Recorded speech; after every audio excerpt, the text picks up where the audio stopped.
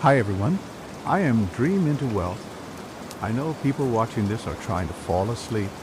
How are you? And I hope you are okay in life. Listen to my story and make yourself comfortable. Also, if y'all like this kind of stories, please don't forget to like the video and subscribe to the channel.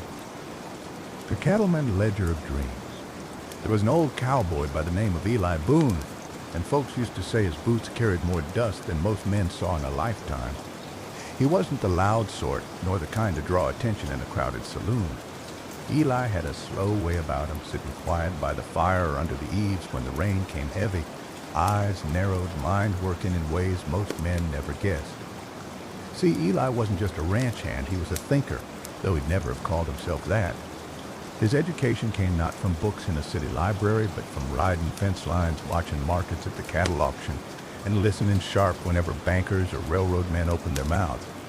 He learned early that a man's fortune didn't always come from the herd he drove, but from understanding how the world measured that herd. When he was a young drifter, Eli worked for wages, $1 a day in keep, breaking horses or trailing cattle north to the stockyards.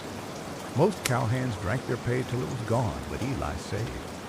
Every coin he tucked away wasn't just money, it was possibility. He knew land was cheap then, wide stretches of prairie selling for near nothing to men with patience enough to fence it and stubbornness enough to wait for its value to rise. So Eli did what most men laughed at. Instead of buying a shiny revolver or gambling away his nights, he bought his first 20 acres of scrubland. It was dry, wind-whipped earth that wouldn't grow corn no matter how you prayed, but Eli saw something in it others didn't. He saw location. That patch of dirt lay close to a creek, and not 10 miles from where the railroad surveyors had been hammering markers into the ground. Neighbors called him foolish. Boone, they said, you can't graze more than a handful of cattle on that wasteland. You'll die broke staring at tumbleweeds. Eli just smiled, lit his pipe, and kept working other men's herds to earn more wages, all the while adding acres to his claim. Years passed. Rail lines stretched iron fingers across the prairie, and sure enough, one of them cut close by Eli's scrubland. Where others saw only dust, Eli had seen the shape of tomorrow. He fenced his land, drilled a well, and before long, cattle from his modest herd were watered, fattened, and ready to be shipped faster than any neighbor driving herds on hoof. Buyers paid extra for convenience, and Eli coins began to stack higher than most men. But here where the story bends into something deeper. Eli didn't chase every dollar the way some speculators did. He knew markets rose and fell like the prairie winds. Instead, he played slow and steady. Each profit he made went not into luxuries, but into more land. Not always fertile land, not always the best at first glance, but land with position. He studied maps by lantern light, eyes tracking the routes of new railroads, the rise of small towns, the whispers of future telegraph lines. Wherever the world looked like it was heading, Eli tried to get there a step ahead. By middle age, Eli Boone owned near 2,000 acres scattered across the territory. Some was rich pasture, some was scrub, but all of it fit into his quiet design. Folks finally stopped calling him foolish and started calling him lucky. Eli just chuckled at that, for luck had little to do with it. It was patience, discipline, and the grit to hold steady when others panicked. There came a drought one summer so cruel it cracked the very earth and left cattle bones whitening in the sun. Neighbors went bust, selling land for pennies. Eli, lean as he ran, never wasted a coin on show. He used his savings to buy parcels cheap, comforting those who sold with a fair handshake, never gloating. When the rains returned 2 years later, Eli holdings stretched as far as the eye could see, and his cattle roamed like shadows across a kingdom he'd built one coin at a time. But Eli's real genius wasn't just in gathering dirt under his boots. It was in how he turned that land into something greater. He struck deals with railroad men, letting them cut across his acres for sidings and stockyards, taking shares instead of just cash. He leased parts of his land to homesteaders, folks who built small farms and towns, their rent flowing steady into Eli's pockets while he rode the ranges. He never squeezed too hard. His terms were fair, the kind that made a man want to stay and prosper. Soon, Eli Boone wasn't just a cattleman. He was a builder of communities, though he never bragged of it. A schoolhouse rose on land he'd donated, a church on another plot he leased for near nothing. Where other ranchers hoarded wealth in hidden boxes, Eli put his into things that grew people, towns, trade, and in return his name carried a weight as sturdy as oak. By the time gray streaked his beard, Eli Boone had built something few cowboys ever dreamed of, Not just a fortune, but a legacy. His children inherited not just land and cattle, but a philosophy that wealth wasn't in riding the wildest highs, but in steady hands, patient watching, and always thinking a step ahead. Around many a campfire, old-timers would tell it plain. Eli Boone, he didn't get rich off gold strikes or gambling runs. He got rich the way the prairie itself does, slow, steady, and unstoppable. And when the rain fell on his porch roof, Eli would sit back in his rocker, pipe smoke curling in the damp air, and smile at the sound. For to him, it wasn't just rain, it was the music of patience paying off. Coin by coin, acre by acre, until a man's life was more than survival. It was success carved into the land itself. Eli Boone had grown from a wiry trail hand to a man whose name carried weight across counties. His acres stretched wide, his cattle numbered in the thousands, and yet he walked among men like he was still the same quiet hand sitting by the fire, boots dusty, hat brim low. Wealth didn't puff him up, it just made him slower to speak, steadier when the world shook. But with fortune comes attention, and Eli soon found himself facing challenges that no stampede or drought could match. First came the bankers. Men in fine coats from the city rode out on polished buggies, eyes glittering sharper than spurs. They saw Boone land, his cattle, his influence, and they smelled opportunity the way wolves catch the scent of blood. They offered loans with sweet words, promises of expansion, modernization, and profits multiplied. Most ranchers who'd grown fat on new money took the bait, borrowing more than their land could carry. But Eli had learned early that debt was a bit like a rattlesnake. It looked harmless, curled quiet in the grass, but once you got too close, it'd strike faster than you could draw. So he tipped his hat, turned their papers back, and kept his dealings simple. A man ought to own what he works, he'd say, and work what he owns. The bankers left disappointed, some muttering that Boone was old-fashioned. But when the markets buckled a few years later and debtors lost their spreads, it was Boone acres still standing tall. His refusal to saddle himself with loans became the talk of the prairie, a lesson writ quiet in survival. Then came the railroad men. By then, Eli already had sidings on his land and deals in place, but the barons were never satisfied. They wanted more, bigger cuts, tighter grips, rights that would turn a man's property into nothing more than steel and smoke. Some of Eli's neighbors signed quick, dazzled by the promises. Eli, though, read their contracts slow by lantern light, browsing every line like it was scripture. When they came to press him, he didn't shout or fight. He just asked one question: will this deal still make sense when times turn lean? The silence that followed told him all he needed. He held his ground, refusing to give more than was fair, and in time the railroad learned Boone was a man too steady to be bullied. But perhaps the greatest test came with the black gold that seeped up from the earth. Oil, they called it, and prospectors swarmed like flies. They came knocking on Boone's door, waving offers higher than most men would dream. You're sitting on a fortune, they said, just let us dig, and you'll never need to run cattle again. Eli listened. He always listened. But he didn't rush. He'd seen fortunes won and lost quicker than a poker hand, and oil, for all its promise, looked to him like a river that could flood or dry without warning. Instead of selling outright, Eli made deals his way, measured, cautious, with safeguards for the land and the people living on it. He allowed a few wells, taking royalties instead of lump sums, and watched carefully. Some neighbors called him stubborn for not cashing in big. Yet when busts came, when prices dropped and rigs stood rusting in the sun, Eli still had his cattle, his pastures, his water. Oil was a bonus to him, never the backbone. That balance, that refusal to lean on just one stream of wealth, kept his empire upright when others toppled. As the years stretched on, Boone became less of a figure of wealth and more of a teacher without trying. Young ranchers rode out to his porch asking how he'd done it. He'd puff his pipe, look out at the horizon where rain rolled in, and speak plain. Don't chase what shines brightest, build what lasts longest. The land, the people, the steady trade, that where the real wealth sits. He told them about patience, about letting small profits grow instead of demanding quick windfalls. He told them debt was like a bridle, useful if you held the reins, dangerous if someone else did. He told them never to sell their future cheap, no matter how loud the promise rang. And when the storms came, be it drought, flood, or markets turning sour, Eli showed by example. He never panicked, never sold low, never gambled high. He'd tighten his belt, ride out the storm, and remind his neighbors, this too shall pass.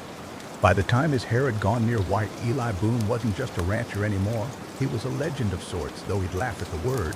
Towns thrived on land he'd set aside, rail lines ran through deals he'd shaped, and generations of families ate, prayed, and prospered because of his steady hand. When young men asked him the secret to wealth, Eli never mentioned oil wells or railroads or even cattle. He'd lean back in his rocker, let the rain patter steady on the tin roof, and say, the secret ain't no secret. Work hard, save steady, buy what lasts. Hold when others sell, and sell when others lose their nerve. And never forget, money just a tool. Legacy what a man leaves behind. And with that, he'd smile slow, puffing smoke into the damp night air, the firelight flickering soft across the lines of his weathered face. The years had a way of slipping past, quieter than a creek bending through cottonwoods, and before Eli knew it, his hair had gone near silver, his shoulders a little more bent under the years of sun and saddle. Yet his eyes, steady, sharp, and kind, still carried the weight of a man who'd stared down storms and come through. Folks in the county didn't just see him as Eli Boone anymore. To them, he was near something like the backbone of the land itself. Children who had once run through his fields now brought their own young ones, pointing to him as if he were part of the history books. That Boone, they'd whisper, the one who never sold out, never buckled, never let his land go. It made Eli chuckle sometimes. He wasn't no saint, just a man who kept to simple rules and didn't spook easy when others did. As he aged, though, he began thinking more on what his fortune was really for. The money he had, it was enough to keep his kin comfortable for generations if handled right. But Eli knew well enough that money alone could rot a soul faster than any drought. Too many sons of wealthy men had turned to drink or fast living or wasting their inheritance like it was endless. So he set about teaching, not just his own blood, but anyone who would listen. He'd gather his grandsons and granddaughters around the hearth, the rain beating steady on the tin roof, and tell them tales not of riches, but of patience, grit, and watching the horizon with clear eyes. Land don't lie, he'd say. It'll tell you if it's tired, if it needs rest, if it's ready to give back. Same with people, same with money. Don't take more than it can offer, and don't push it to breaking, or it'll turn on you. His children had already learned much from watching him, but it was the grandkids who soaked up his words like dry earth drinking a rainstorm. Some of them would grow restless, hearing of the bustling cities and their neon lights, the markets where fortunes rose and fell in the blink of an eye. Eli didn't forbid him, he just warned him. Go see it, sure, but remember, wealth that comes quick leaves quick. What lasts is built slow.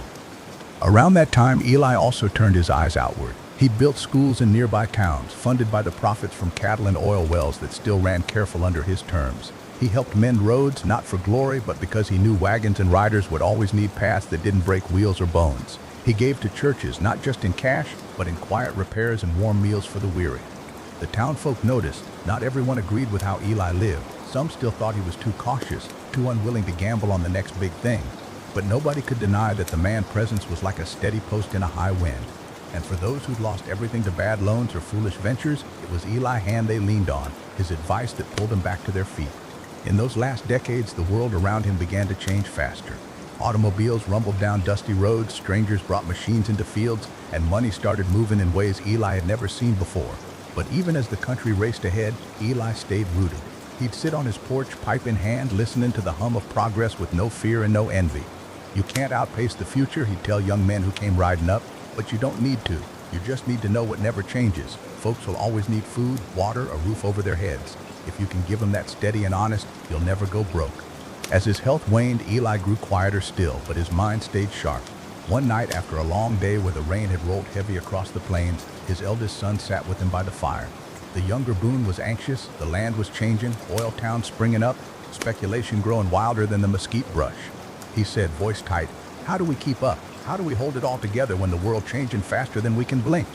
Eli leaned back slow, his gaze fixed on the flames. "You don't hold the world together, son. You just hold yourself steady. The world will twist and turn like a bronc, but if you know your grip, if you trust your seat, you ride it out. Same with money. Don't chase it, let it come to you, and hold what matters most." It was advice his children would carry long after his boots stopped walking the land. When Eli Boone finally passed, it wasn't with fanfare nor parades. It was a quiet night, the rain whispering steady on the roof, his family gathered close. He'd left behind not only a ranch that stretched wider than the eye could see, but a way of thinking, a set of principles etched deeper than any ledger. The county mourned him, but they also celebrated him. Folks told stories by lantern light about the man who'd never bent, never chased false promises, never forgot that wealth without wisdom was nothing but dust in the wind. Schools bore his name, the land still bore his brand, and families who'd once near starved spoke of the times Eli had fed them through hard winters. In the end, his greatest fortune wasn't the cattle or the oil or the land, it was the steady way he'd lived, the lessons he'd carved into every hand that shook his, every young one that sat by his fire. Eli Boone's wealth wasn't measured in dollars, it was measured in the generations who would carry his steadiness forward, like a lantern passed from hand to hand, glowing against the darkness. And so, his story lingered, told in the drawl of cowhands by campfires, whispered in the halls of schools he built, recalled in quiet prayers when storms rolled over the plains. A story of a man who proved that riches weren't just found in gold or oil, but in patience, wisdom, and the strength to hold fast when the world tried to buck you off. After Eli Boone was laid to rest under a wide pecan tree not far from his homestead, the land didn't grow silent. No, sir. His memory hung over those hills and plains like the scent of sage after a storm. His children and grandchildren gathered at the old ranch house, looking out over the fields he'd kept steady through drought and boom alike, and they all knew it was their turn to carry the flame. Eli's eldest, Thomas Boone, had been raised in the saddle same as his pa, but he had a sharp eye for numbers and a hunger for how the world was changing. The oil rigs out west were pumping black gold faster than cattle multiplied, and Thomas had been watching the men running them. Many lost fortunes quicker than they found them, but Thomas remembered his pa's words.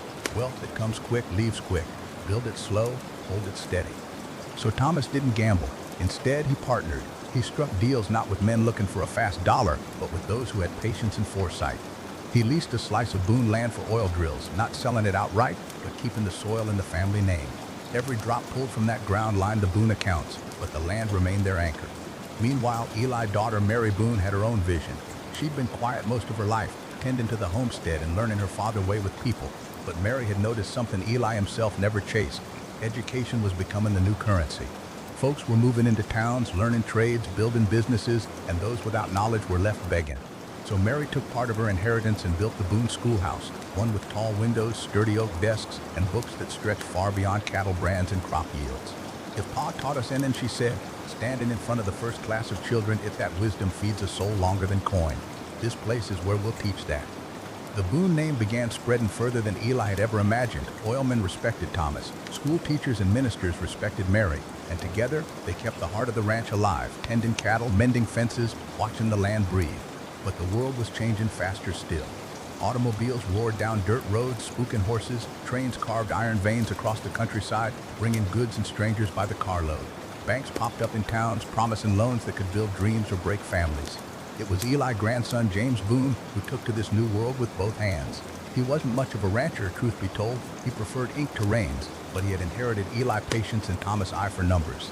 James set up a bank in the nearest town, one that bore the Boone name in brass letters above the door.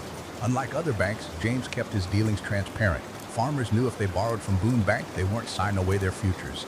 Every deal was weighed fair, interest never crooked, terms never hidden in trick words. Folks trusted him, and soon enough, Boone Bank became the cornerstone of the county.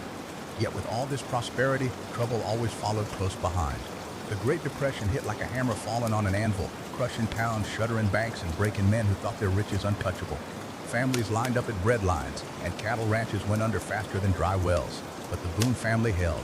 Thomas cut back production, refusing to overgraze the land or pump it dry. Mary turned her schoolhouse into a shelter for hungry children, teaching by day and serving soup by night.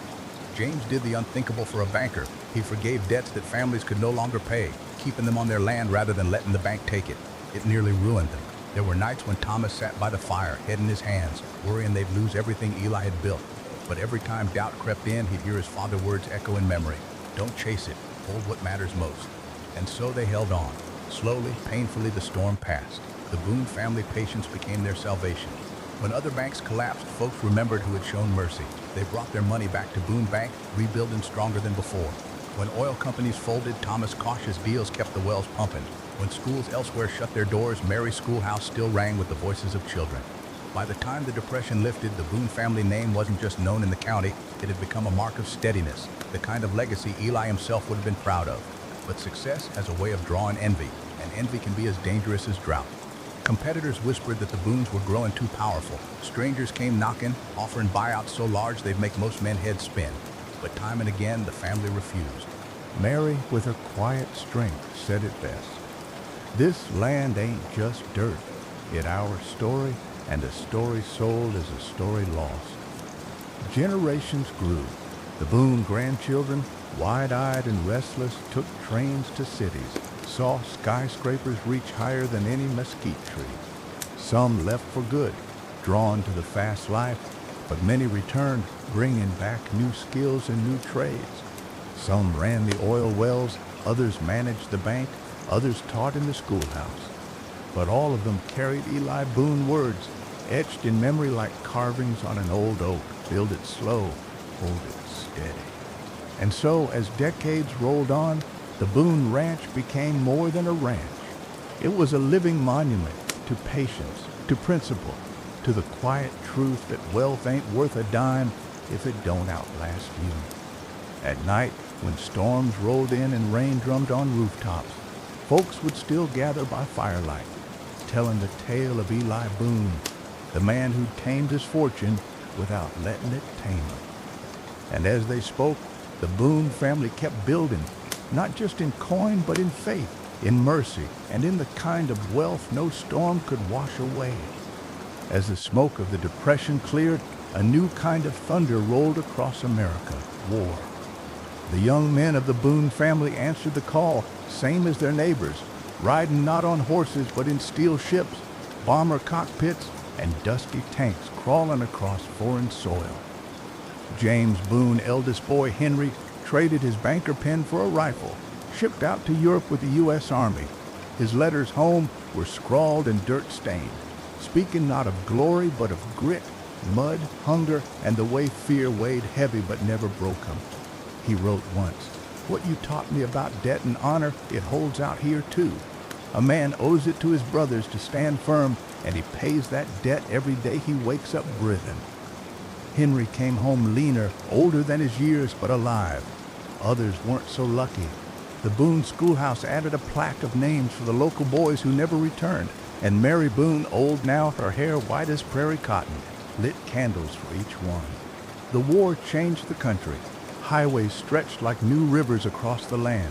Suburbs rose where cattle once grazed. Machines replaced mules, and neon signs glowed where campfires once flickered. It was a world Eli Boone himself might have hardly recognized. But the Boone family bent with the times without breaking. Henry Boone, with the discipline he carried home from war, took over his father James' bank. But he wasn't just lending to farmers anymore. No, sir. He was lending to veterans buying homes, to small businesses sprouting up like mesquite after a storm, to families looking for a fresh start. Boone Bank grew, steady and respected, a place where folks said the walls smelled of honesty. Meanwhile, Thomas Boone grandchildren turned their eyes back to the land, but they saw it different. They saw not just cattle and oil, but opportunity and new crops, new ways of working the soil. One Boone cousin planted pecan orchards where scrub had once stood. Another tried his hand at cotton, then soybeans, watching the markets like a hawk, but never straying from the patience Eli had handed down. But it was Sarah Boone, the very granddaughter, who carved the boldest trail. She had studied in the city, learning law by lamplight, and came home with a fire in her heart. She saw how corporations were buying up land, chewing through small farmers like coyotes through chickens. She stepped in, not as a rancher or a banker, but as a defender. Sarah stood in dusty courtrooms with her boots still muddy from walking fields, arguing that land was more than property. It was legacy, it was livelihood, it was the marrow of America itself. And time after time, she won. Folks who would have lost their farms to big money found themselves keeping their soil because of a Boone standing for them. The Boone name now meant something more than wealth. It meant stewardship. It meant fighting for what mattered. It meant doing right even when it cost you. But with every new era came temptation. By the 1960s and 70s, the oil boom surged again, bringing fast cars, fast money, and men with silk ties who claimed they could make the Boones richer than kings. Some of the younger Boone blood wanted to sell. They looked at the old ranch and saw dust, saw work, saw slow money when skyscrapers were going up overnight in Houston and Dallas. But old Henry, sitting on the porch one evening, called the family together.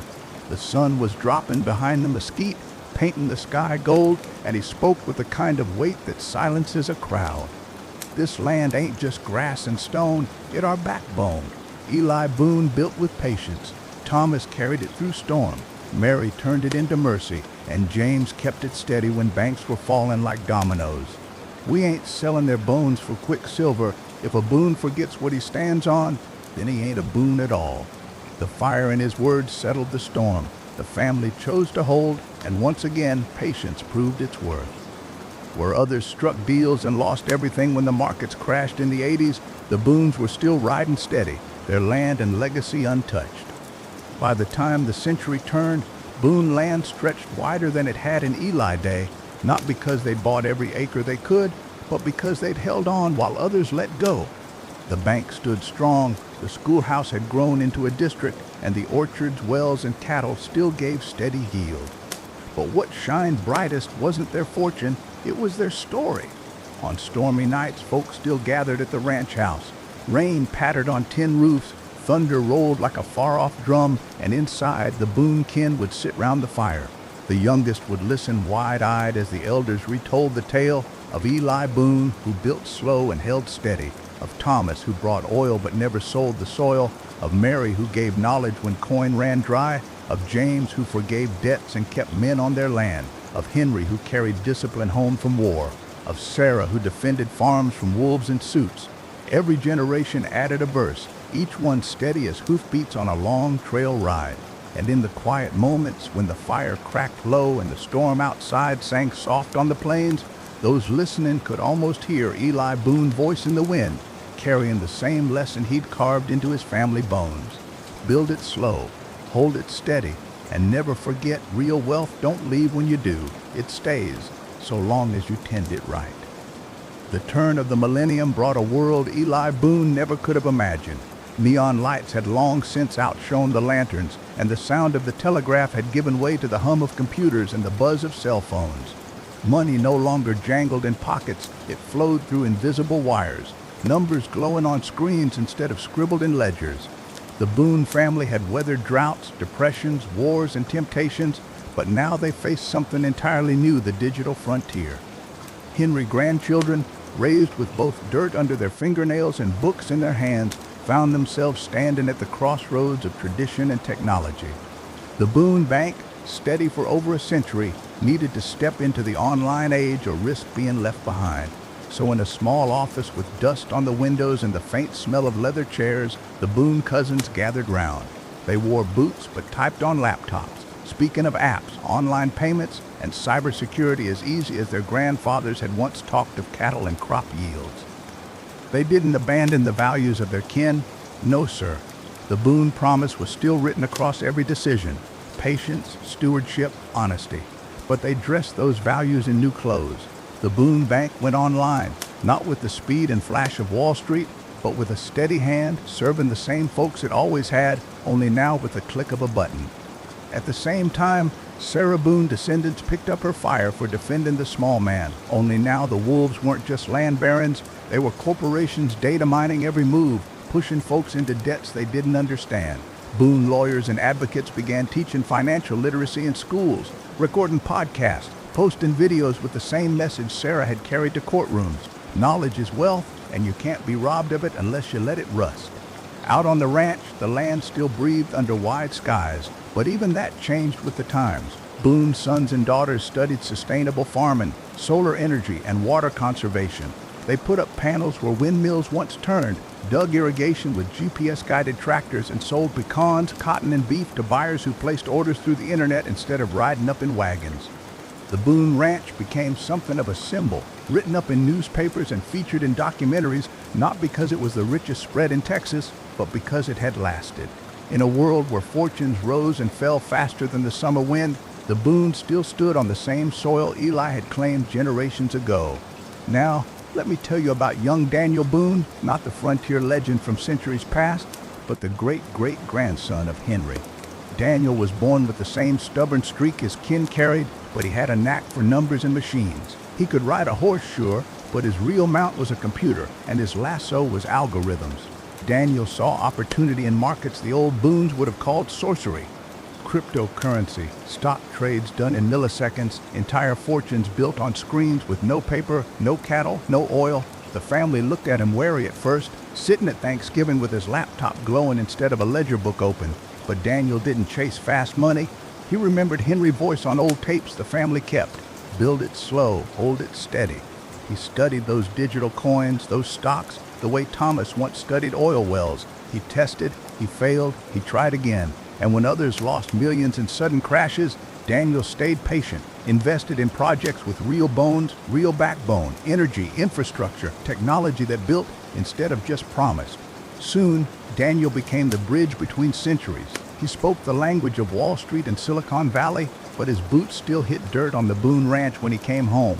He set up scholarships for kids in town, taught them how to use money wisely in the new age, and even recorded a series of talks, the campfire finance sessions, he called them. He'd sit with a lantern flickering and the sound of rain in the background, teaching city kids the same lessons Eli once told under the stars. And wouldn't you know, those recordings spread. Folks in apartments in New York, dorm rooms in California, and cabins up in Montana listened to a Boone voice telling them that wealth ain't about speed or flash. It's about patience, about stewardship, about remembering your debts and paying them clean. The Boone legacy had entered the digital age, not by selling its soul, but by keeping its spirit while changing its tools. When storms rolled over the plains in the 2010s, thunder grumbling and rain hitting the tin roofs, the younger Boones gathered round the fire same as always. They had tablets in their laps, sure, but the story was the same. They told of Eli Boone, the slow builder, of Thomas Boone, the oil man who never sold the soil, of Mary Boone, who gave light when money failed, of James Boone, who forgave debts and saved neighbors, of Henry Boone, who fought overseas and brought discipline home, of Sarah Boone, who defended the farmers from the wolves in suits, of Daniel Boone, who rode into the digital frontier without losing the saddle. Each name was a verse in a song, each story another log on the fire. And outside, the storm sang on, steady as the heartbeat of the land. In the hush between lightning strikes, the Boone children swore they could hear Eli's voice in the wind once more, saying the tools change, the world spins faster, but the law of wealth don't shift. Build it slow, hold it steady, pass it on. The storm clouds of the 2020s rolled in heavier than any the Boones had faced before.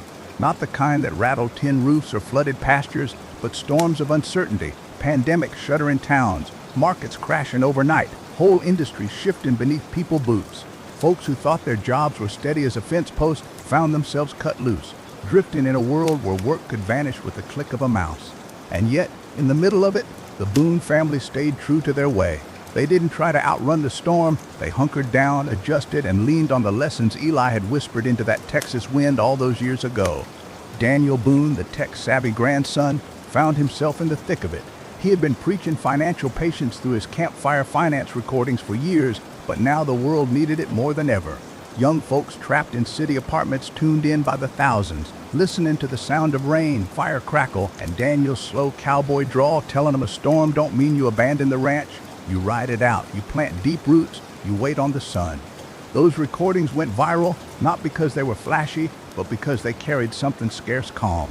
Calm in a time when news shouted fear, when social media twisted every hour into panic. Daniel didn't stop there. He set up online workshops, not the kind selling snake oil or get-rich-quick schemes, but real, steady lessons. Budgeting, saving, investing in skills, not just stocks. He told kids working gig jobs to stash 10% no matter how small, to treat every dollar like a seed, not just a ticket to spend. Meanwhile, the ranch itself became a kind of haven. Supply chains broke down in the cities, grocery shelves ran bare, and the Boone land, still rich with cattle, pecans, and vegetables, became a lifeline. They didn't hoard, they shared.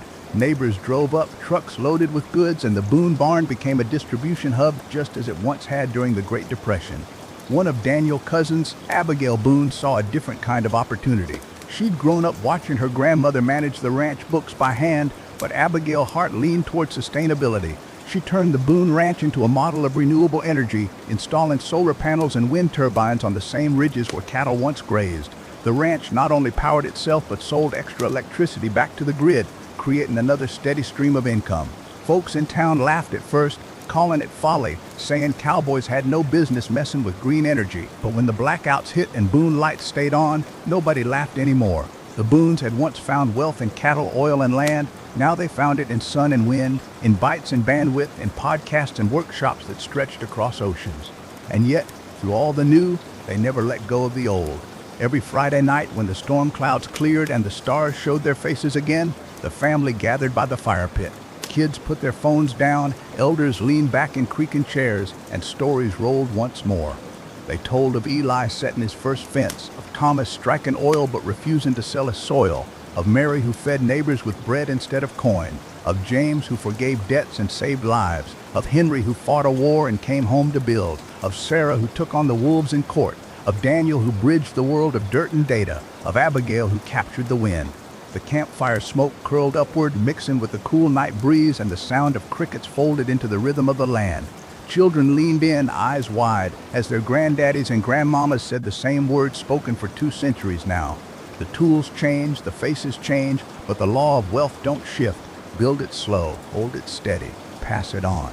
And out past the firelight, the Boone Ranch stretched on into the dark, same as it always had, proof that patience, faith, and steady hands could outlast even the wildest storm. The 2030s rolled in quiet as a sunrise, but change rode fast behind it. Machines were doing jobs folks once swore only human hands could handle.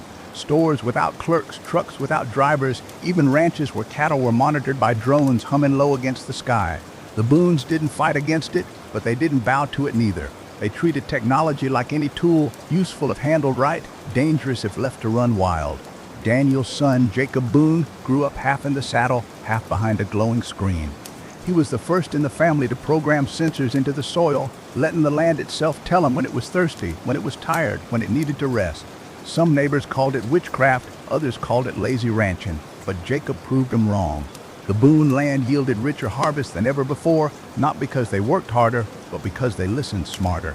He often repeated his great-great-granddaddy words, recorded and replayed from those old campfire stories. The land will talk if you're patient enough to hear it. While Jacob worked the soil with satellites and sensors, his cousin Lillian Boone carried the family torch in finance. She saw a world where money had gone digital, where folks swapped currency with nothing more than a blink of their phone. The temptations were everywhere, coins made of code promising riches overnight, markets jumping wild with rumors and memes. Lillian spoke steady against the storm. She started a platform called Prairie Ledger, a plain talk financial school built on the Boone Lessons Patience Savings community. No wild speculations, no promises of fortunes from shadows. Just the simple truth that wealth grows best when tended like a crop, not chased like a rabbit. Millions tuned in, not just in Texas, not just in America, but across the globe. Her cowboy cadence, slow and sure, reminded folks of a time when trust was built face to face. She became a voice of calm in a sea of digital noise, and like her Uncle Daniel before her, she filled her teachings with the sound of rain, the crackle of fire, and the weight of quiet pauses. The Boone Ranch itself kept changing, though never faster than the family could hold steady. Solar panels lined the ridges, windmills turned against pink sunsets. Fields of cattle grazed alongside fields of wildflowers planted to feed the bees. What once was just a cattle ranch had become a living, breathing experiment in balance, the old and the new woven into one. But it wasn't just money or land that kept the Boones steady, it was memory. One evening in late summer, as the cicadas buzzed their endless hymn, the family gathered again round the fire pit. Daniel, older now, his voice rough as gravel but still clear, looked at the young ones sitting cross-legged in the dirt. They had eyes on the future, talking of coding, of robots, of cities that shine brighter than stars. He leaned forward, poking the fire with a stick, and said, "Listen here, young blood, the world gonna change more times than you can count. But every dollar you save, every acre you tend with care, every neighbor you help that don't rust, that don't vanish, that wealth you can ride with into any tomorrow." The fire popped, embers rising into the night sky, and even the youngest Boone felt the truth settle deep. Out beyond the hills, lights from the turbines blinked in rhythm with the stars, and for a moment it seemed the past and the future had sat down together, sharing the same fire, speaking the same language. The Boone legacy wasn't gold or cattle or oil. It wasn't even the land itself, though the land remained. It was the quiet courage to keep steady in a world that spun faster every year. And under the hush of that Texas night, another chapter of their story began, one that stretched into the future, but always circled back to the fire, the rain, and the voices that refused to be lost. Hey partner, I hope you're already asleep, but if not, let me ask you a question. Where are you watching this from?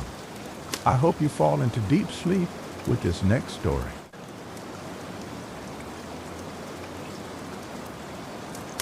The Freight King of Dust Valley. The firelight licked along the grain of old pine logs as the rain whispered against the roof. Out there in the dark, the desert stretched wide and empty, but here in the circle of glow sat a story worth more than silver. A story about a man named Clint Mercer, who built fortune not by digging for gold nor chasing cattle, but by hauling what no one else thought worth the trouble. Clint wasn't a prospector, wasn't a rancher, wasn't even much of a fighter. Folks said he was plain, with shoulders bent from long work and hands always dirty with dust. He had no ranch to his name, no rich kin to lean on, and no stash of silver hidden under the floorboards. All he had was a mule named Sally, a wagon that rattled like loose bones, and a mind that saw need where others only saw nuisance. The story goes that Clint arrived in Dust Valley during a time when men were fevered with gold dreams. The hills rang with picks and shovels, and saloons overflowed with miners eager to spend their findings. But Clint, he didn't bring a pan or pickaxe. He brought rope, barrels, flour, salt, and boots. At first, folks laughed at him. "You'll never strike it rich selling oats when there's gold in the river," they'd say. Clint only smiled, tipped his dusty hat, and muttered, "Gold don't move itself. Men can't eat rocks." He started small, hauling sacks of flour from a town 50 miles east, selling them to miners at twice the price. The roads were rough, the sun unforgiving, and the nights filled with coyotes. More than once he nearly lost his load to bandits or broken wheels. But he learned quick how to patch a wagon with rawhide, how to guard his goods with nothing more than grit and a steady stare, and how to make deals in the dark with men desperate enough to pay dearly for bread. Clint's fortune wasn't in the flash of one lucky strike. It was in the steady clatter of his wagon wheels. Every journey brought him closer to understanding what Dust Valley truly needed. Not just food, but rope for mines, lantern oil for tunnels, nails for shacks, whiskey for tired bones, and blankets for the bitter winters. He never wasted a mile. If he brought flour west, he'd carry back timber east. If he hauled whiskey up the hills, he'd load his wagon with ore to sell in the cities. No road was ever traveled empty, no day ever left uncounted. Folks started to notice. They began calling him the mule driver, half in jest, half in awe. Over time, Clint bought another mule, then another. With each coin he saved, he didn't buy finer boots or softer beds. He bought wagons, wheels, and iron nails. Soon, where there had been one rattling cart, there were 5, creaking their way through the valley like a slow, stubborn army. And Clint, he wasn't just hauling goods anymore. He was building routes. He mapped the streams, measured the slopes, marked the shelters, and knew which trails would flood after a storm. He memorized the land like a banker memorizes figures until no road was strange to him and no mile wasted. Now, fortune don't come without hardship. Bandits grew bold, knowing Clint wagons carried value. There were nights when gunshots split the desert silence and mornings when wheels lay broken from sabotage. More than once, Clint thought about giving it all up, heading east where the roads were safer. But every time he sat by his fire, he'd hear the rumble of miners in town, cursing the shortage of flour, whiskey, or boots. Where their hunger, he'd mutter, their opportunity. A man just has to be stubborn enough to answer it. So he hired riders, not gunmen eager for blood, but steady hands who could steer a wagon, mend a wheel, and keep a cool head when steel flashed in the moonlight. He paid them fair, fed them well, and treated them like kin. Slowly, Dust Valley learned if Clint Mercer wagons rolled in, supplies would follow. And with supplies, the town itself could breathe again. Years rolled by, and Clint freight line stretched farther than Dust Valley. He built way stations where his men could rest, barns where mules could be traded, and small shops that sold to travelers who couldn't wait for the next wagon. He didn't just haul, he built infrastructure. The miners who once laughed now relied on him. The saloon keepers toasted him, and the settlers prayed his wagons would arrive before winter set in. By the time the railroad came pushing west, Clint wasn't ruined by it like other haulers. No, he welcomed it. He struck deals with the railmen, using his wagons to bridge the gaps between the stations and the camps too far for the iron horse to reach. He expanded into freight depots, warehouses, even lending a hand in building the tracks. When folks asked him how he managed it all, he'd shrug and say, "I just hauled what needed hauling, kept my eyes open, saved my silver, ain't nothing fancy about it." Clint Mercer never struck a gold vein, never bought a mine, never built a mansion. But when he passed, his freight empire stretched across 3 states, his wagons numbered in the hundreds, and his men swore no boss had ever treated them fairer. He died in a modest cabin, boots by the door, hat on the peg, and a map of his route spread across the table, the veins of trade he had carved into the wild. They called him the Freight King of Dust Valley, though he never crowned himself. And to this day, if you sit by a fire on a rainy night, you might hear the faint creak of wagon wheels on the wind, a steady, stubborn, and full of promise, just like Clint Mercer life. When Clint Mercer wagons became the lifeline of Dust Valley, the town began to change in ways no prospector ever dreamed. See, gold might draw men in, but steady freight is what let them stay. A miner with pockets full of ore couldn't eat without flour, a saloon couldn't keep its doors open without whiskey, and a family settler couldn't face the winter without blankets and coal. Clint understood something most men overlooked. Fortune isn't only in striking gold, it's in moving the essentials that keep gold diggers alive long enough to swing their pick. That was the heart of his fortune, not shiny metal, but everyday goods nobody thought twice about. One autumn, when the roads turned to mud and wagons sank axle deep, miners feared starvation. The town preacher called it punishment from above, and some said Dust Valley would be abandoned. Clint studied the flooded trails by lantern light, scratching marks on a worn map. Where others cursed, he looked for another way. He cut a new road through dry hills, widening old cattle paths and reinforcing them with timber hauled in from a distant mill. Folks thought he was mad, yet within weeks, his wagons rolled into town, stacked with flour sacks, dried beans, and salted pork. The people of Dust Valley didn't just see a merchant that day, they saw salvation. Mothers cried, fathers lifted Clint onto their shoulders, and even the saloon keepers swore they'd never let his glass go empty again. But Clint didn't bask in glory. He went right back to his maps, muttering, "If a town depends on one road, it already lost. You want prosperity, you build options." That was Clint's way, always thinking 2 winters ahead. As his roots grew, so did the men who worked for him. Clint had no children of his own, but he built a family of drivers, riders, and stable hands. Many were drifters with nowhere to go. Some were failed prospectors, others widowers who'd lost kin to fever or famine. Clint gave them a wage, but more than that, he gave them purpose. He taught them his philosophy. Don't chase luck, build what others rely on. A prospector finds gold once, maybe twice if Providence smiles. But a man who hauls the flour those prospectors eat, he gets paid every time they sit at the table. That's steady money, boys, that wealth with roots. His men carried those words like scripture, passing them along fireside to new recruits. They weren't just freight haulers anymore, they were builders of commerce, the invisible hands that stitched together a scattered frontier. And Clint, though he lived modestly, began to see his influence stretch far beyond his own wagons. Town councils sought his advice on trade routes, merchants begged him to carry their goods, even bankers, usually too proud to bow to mule drivers, came knocking at his cabin door, offering loans he never asked for. Clint would chuckle and send them away. "Money lent is a shackle," he'd say. "Money earned is freedom. I'll take freedom every time." There came a winter colder than any in memory. Snow buried the cabins, rivers froze solid, and wolves howled close to town. Trade slowed to a crawl, and men whispered that Dust Valley would finally fall silent. But Clint had prepared years in advance. He'd built storage barns along his routes, stocked with grain, salted meat, and coal. When the storm hit, his men didn't panic. They followed Clint's plan. One wagon after another emerged from the blizzard, lanterns glowing faint against the white. Inside each wagon were supplies that meant the difference between life and death. No miner swung a pick that season, but Dust Valley endured. And when spring thawed the land, the town didn't crumble, it prospered. Families stayed, saloons reopened, children played in the thawed streets, all because Clint thought ahead. From then on, no one called him the mule driver with a sneer. They called him the Freight King. But here's the part of Clint's tale that matters most. He never let wealth twist him into greed. Many men, once they taste silver, forget the hunger of their youth. Clint never forgot. He set fair prices, never gouging a starving man, never cheating a widow.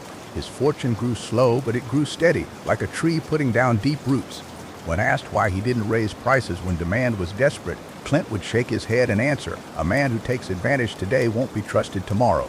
Trust is the only coin that spends everywhere, and it was trust that built his empire stronger than any gold vein. Years rolled on. The railroad finally thundered through Dust Valley, iron wheels shrieking as steam filled the sky. Most freighters cursed the train, swore it ruined them, and sold off their wagons. Clint, though, saw something different. He shook hands with the railroad man and struck a deal his wagons would haul what the trains couldn't reach, and in return his barns became official depots. What others saw as the end, Clint saw as expansion. His empire didn't shrink, it doubled. His men hauled freight to mines beyond the rail, carried mail to outposts, and even transported lumber for the railroad itself. Clint proved once again that fortune favors not the lucky, but the prepared. By the time Clint grew old, Dust Valley had transformed. Where once stood a ramshackle camp of miners, now rose a bustling town with shops, schools, and families. Merchants thrived, saloons sang every night, and churches rang their bells. Much of it owed itself to the stubborn mule driver who refused to let hunger or distance break the settlement. Clint passed quietly in his cabin, boots by the door, hat hung neat, maps folded on the table. He left no heirs of blood, but a family of freight men and women who carried his name like a banner. On his gravestone, carved simple by his men, were the words, "He hauled what mattered." And in those words lay the heart of wealth, not in chasing glitter, not in gambling with fate, but in finding what folks truly need and delivering it, steady as the rain, sure as the dawn. When Clint Mercer passed, the town of Dust Valley mourned like it had lost its own father. Bells tolled, wagons lined the streets, and men who once drifted with no anchor stood proud, wearing black armbands to honor the man who gave them purpose. Children whispered his name as though it belonged in scripture, and merchants closed their doors for a day, knowing without Clint there'd be no doors at all. But death didn't close his story. Clint left behind no vaults of gold or hidden treasure, only maps, barns filled with tools, and ledgers inked with wisdom. Most men would have divided his fortune, argued over scraps, and sold his wagons for whiskey money. But Clint apprentices weren't most men. They were his family, bound not by blood but by belief. Foremost among them was Jonah Price, a wiry driver with a sharp eye and a sharper mind. He'd ridden with Clint through blizzards and floods, once hauling medicine across frozen rivers with nothing but grit keeping the wheels turning. Jonah carried Clint lessons like scars, and when the Freight King boot stood empty, it was Jonah who gathered the crew. Around the fire that night, rain pattering on the canvas above, Jonah spoke words Clint might have said himself. Clint gave us a trade, but more than that, he gave us a creed. We ain't just hauling goods, we're hauling trust. If we keep that alive, Clint ain't gone. He riding with us still. The men nodded, and so it was decided the Mercer Freight Company would live on. Years passed, and under Jonah's hand, Clint Empire didn't wither, it grew. The railroad stretched further west, and Jonah struck deals just as Clint had, ensuring their wagons carried freight where iron tracks couldn't reach.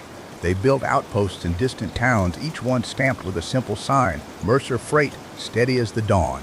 That phrase became more than a slogan. To settlers, it was a promise. No matter the storm, no matter the distance, Mercer Freight would deliver. Families saved for months just to ride their wagons into new lands, knowing that with Mercer men on the trail, they wouldn't starve on the journey.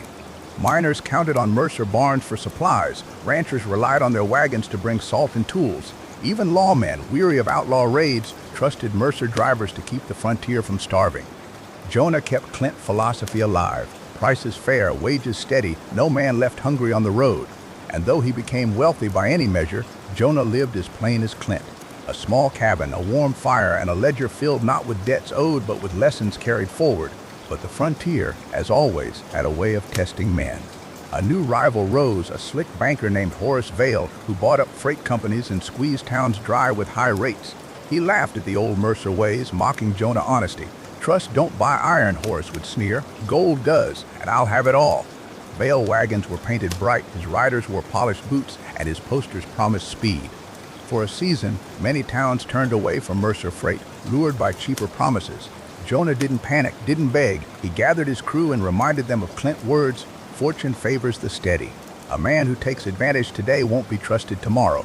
Sure enough, Vail wagons broke down, his drivers skipped towns, and his promises turned hollow.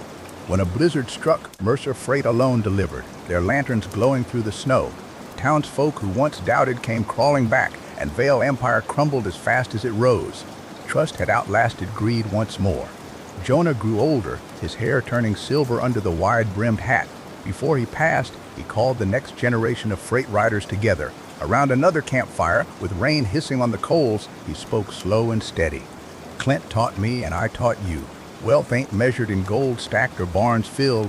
Wealth is measured in folks remembering your word as good as the sunrise. If you hold to that, Mercer Freight won't just outlast me, it'll outlast this whole frontier." And so the creed carried on. Decades later, long after railroads crisscrossed the land and towns grew into cities, Mercer Freight still rolled on. The wagons had changed, now iron wheels, steam engines, and later motor cars bore the name. But the principle never wavered. When others cut corners, Mercer delivered. When others gouged prices, Mercer stayed fair. Through wars, depressions, and droughts, the name carried weight.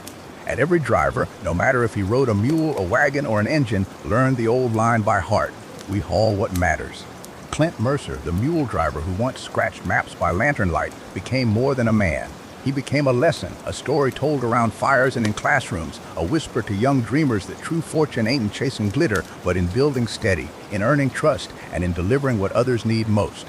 generations passed, the world grew unrecognizable, but his wisdom echoed, soft as rain on a cabin roof, strong as a campfire glow in the dark. Don't chase luck, build trust, all what matters. And with that creed, the Freight King legacy rode on forever. By the turn of the century, the land had changed. Where Clint wagons once carved lonely trails, steel rails now cut across plains like endless silver snakes.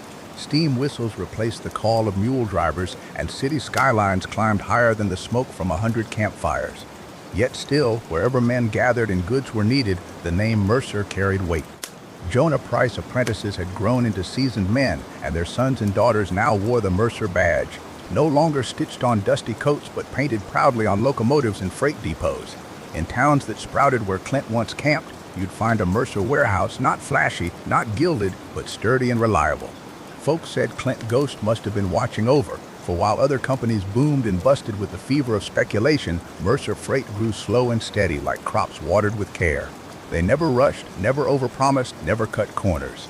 And when panics rattled the markets, when banks shuttered and fortunes vanished overnight, Mercer stood steady. Their workers never missed pay, their contracts never broke, and their wagons, now rail cars, rolled on. That reputation carried across states like a wind-blown tail. Businessmen who'd lost everything in reckless ventures sought steady partnerships with Mercer. Families entrusted their savings, their very livelihoods, to shipments marked with the old horse and lantern emblem. And though gold piled high in Mercer vaults, the company never chased extravagance. The wealth was reinvested, new lines laid, new barns raised, new hands hired. But prosperity brought temptation. Not everyone who bore the Mercer name stayed true to Clint Creed. It was in the second generation, under a man named Thomas Tom Mercer, Clint's nephew, that cracks began to show. Tom was clever, sharp with figures, and ambitious. He wore fine suits and smoked imported cigars, speaking less of trust and more of opportunity. Some said he never truly knew Clint, only the legend. He saw the empire not as a sacred trust, but as a machine to be driven harder, faster. Under his watch, wages were squeezed, routes were expanded beyond reason, and flashy ventures drained coffers. It was Jonah's grandson Caleb Price who noticed first. Caleb had been raised on Clint tales, slept under wagon canvas as a boy, and rode engines as a man. When Tom began undercutting contracts and signing deals with questionable partners, Caleb spoke up.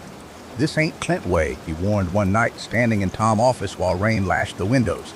"You're chasing shine when you ought to be building steady. A company without trust is a wagon without wheels. Don't matter how much freight you load, it won't roll." But Tom, puffing his cigar, only laughed. "Caleb, you're stuck in the past. The world moving faster now. We either keep up or get trampled." The split was clear. Some followed Tom's vision of speed and profit. Others, like Caleb, clung to Clint's creed of trust and steadiness. The storm broke during the panic of 1907. Banks collapsed like dominoes, speculators lost fortunes overnight, and Tom's risky deals came due. While other freight houses shuttered, Mercer Freight itself wobbled for the first time in history.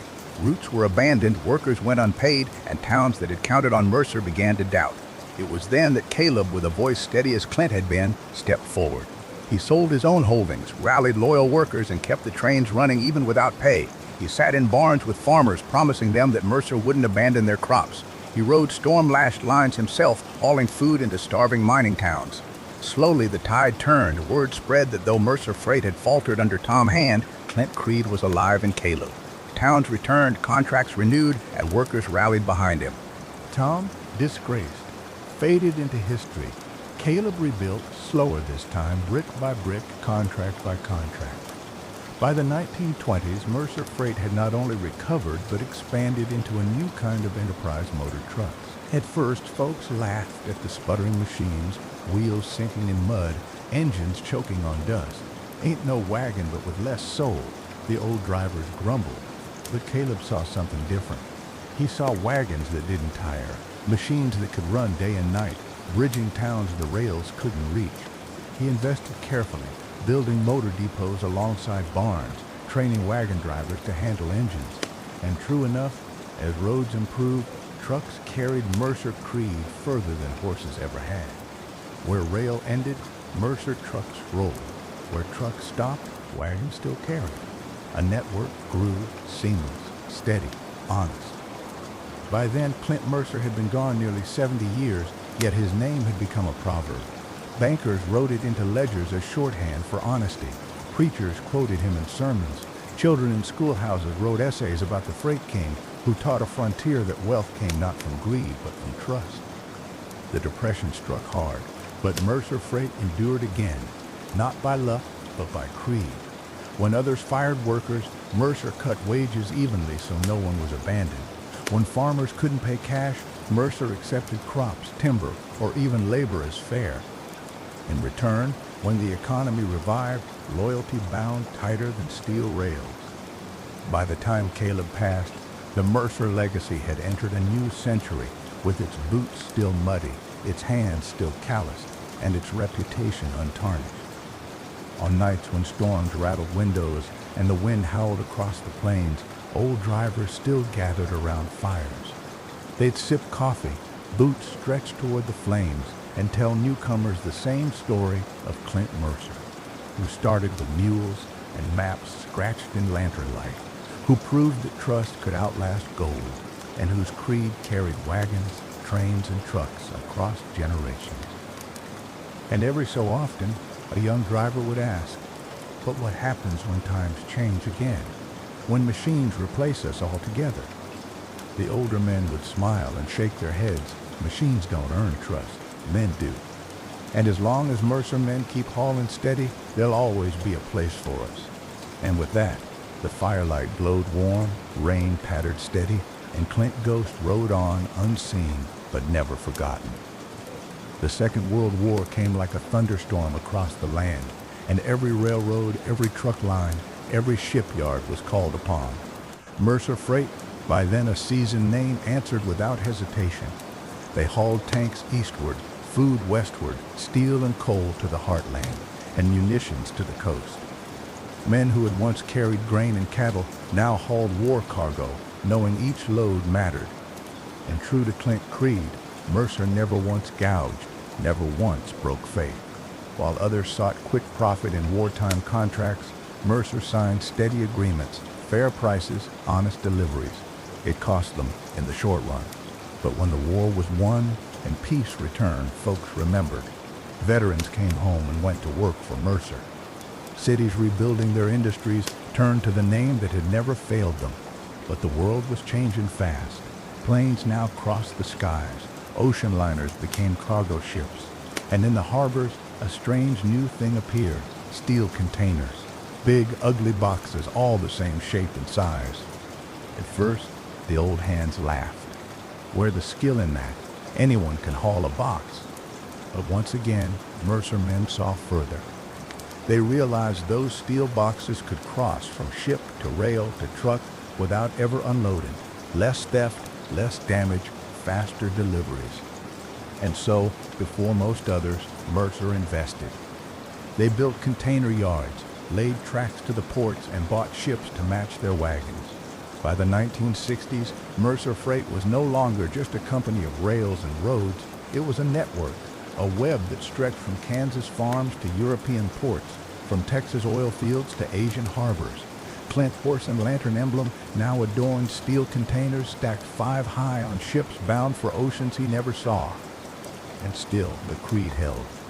We don't chase shine, we carry steady.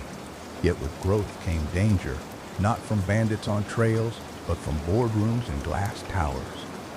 By the 1980s, corporations were merging and swallowing each other whole. Wall Street men in polished shoes eyed Mercer Empire like buzzards on a fence. They saw assets, not heritage, profit margins, not promises. In one famous meeting, a young executive, hair slicked, tie gleaming, leaned across the table at William Mercer.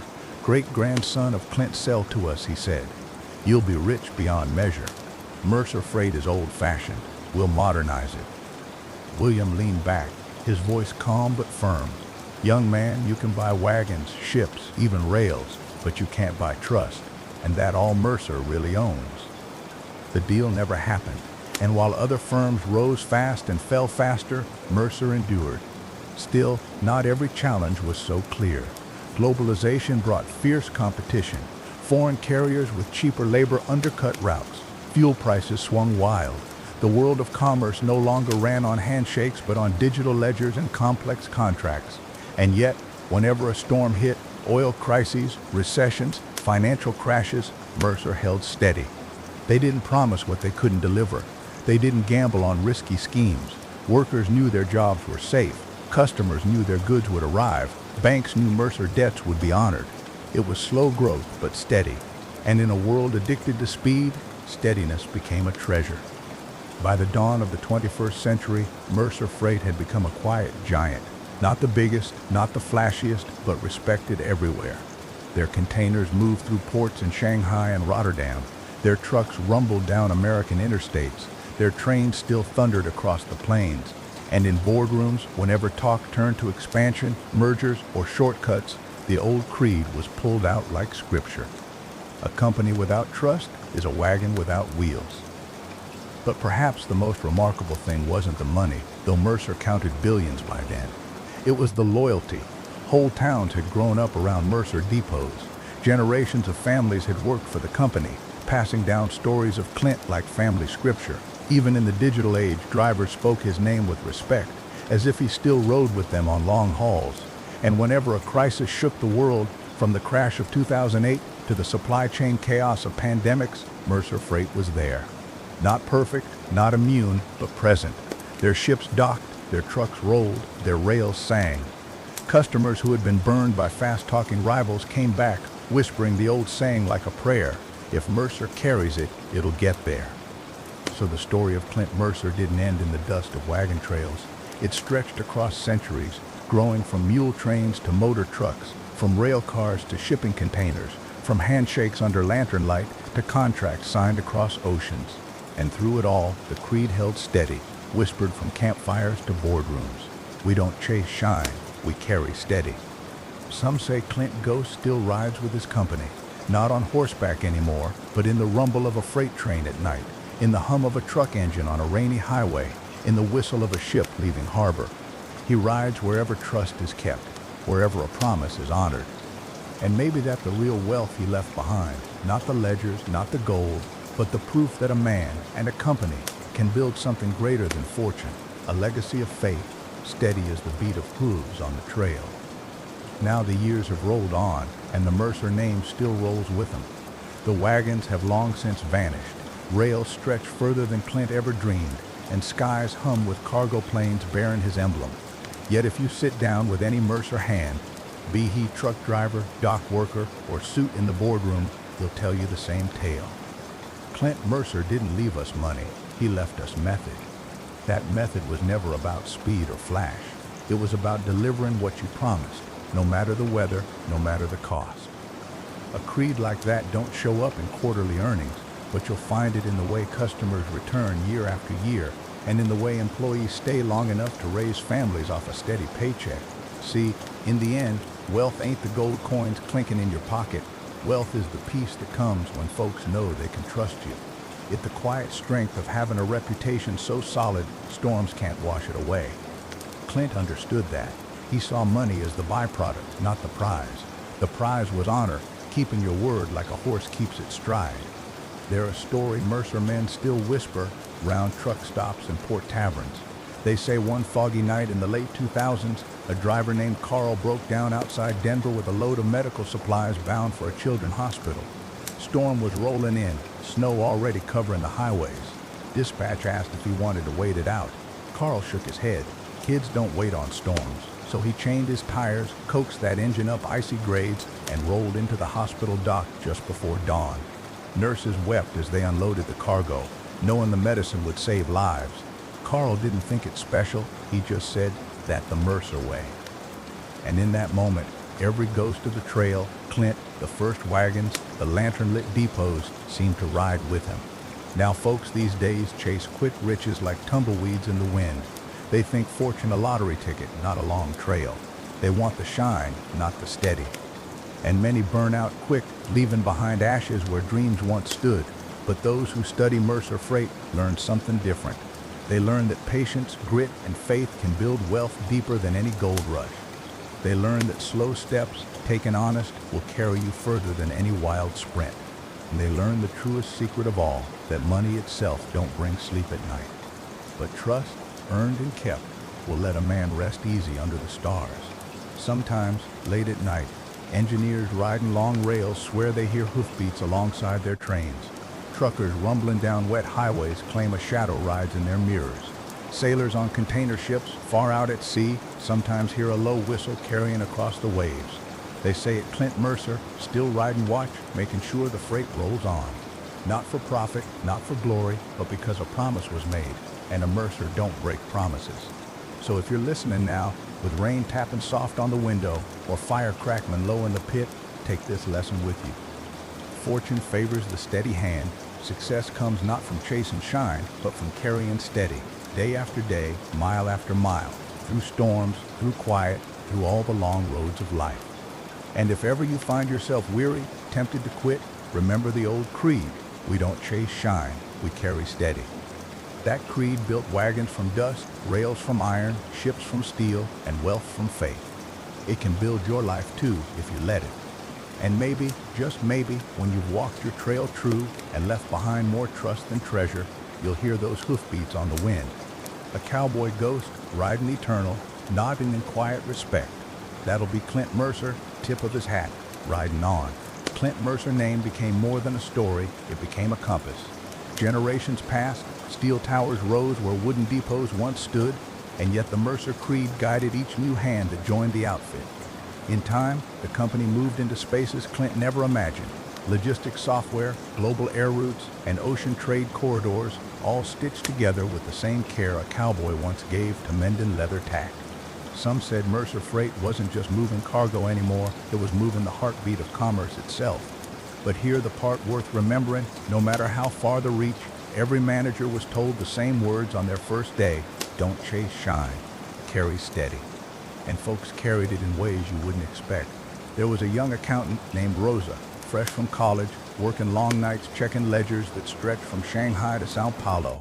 One evening she spotted a slip. Not big, not flashy, but a small discrepancy that could have grown into a heap of trouble down the trail. Instead of sweeping it quiet, Rosa raised the alarm.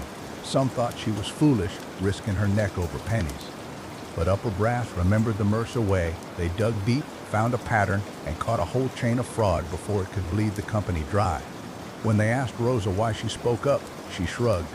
You told me steady hands matter more than shine. I figured telling the truth was steady.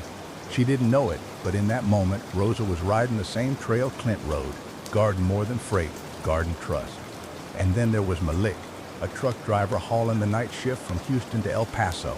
Storm tore across the desert, rain hitting the cab like gravel, roads half washed away. Dispatch called, asking if he'd wait till morning. Malik's voice came calm. Can't. Cargo oxygen tanks. They're bound for a hospital. So he eased that rig along, slow and sure, white lines vanishing under sheets of rain. By dawn, he rolled into El Paso, tired but proud, watching doctors rush to unload the tanks. Later, he sat in the break room, coffee steam rising around him. It wasn't about heroics, he told the others. It was about doing what Mercer hands have always done. At the heart of this saga, friend, it ain't about wealth stacking up like poker chips. It's about people standing tall in small moments, choosing faith over flash, steady over shiny. Wealth followed, sure enough, fortunes so wide they stretched across oceans, but the true inheritance was grit. Even outsiders noticed. Wall Street analysts scratched their heads, wondering why Mercer Freight kept thriving while others fell to pieces. They wrote reports about efficiency, technology, market timing, but those who knew the old story smiled quiet. It wasn't spreadsheets or apps, it was a promise made long ago by a cowboy who rode steady.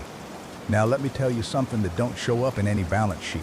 Some nights, in the big Mercer Tower, janitors claim they hear hoofbeats on the marble floor. Security guards on graveyard shift swear they see a shadow leaning near the elevators, hat tipped low. And out in the yards, when rain coming hard and trailers line up like cattle waiting for feed, drivers talk about a figure on horseback riding slow between the rigs, checking each one like he's still keeping watch. Folks don't spook easy in this line of work. They just nod and say, Clint's still here, making sure promises get kept. So if you're sitting here, listening by firelight or drifting towards sleep with rain against your window, take this lesson with you. Don't measure your wealth by the shine of coins or the noise of applause. Measure it by the steadiness of your hand, the faithfulness of your word, and the trust others place in you. For when storms come, and storms always come, it won't be shine that carries you. It'll be the steady step, mile after mile, promise after promise, that gets you home.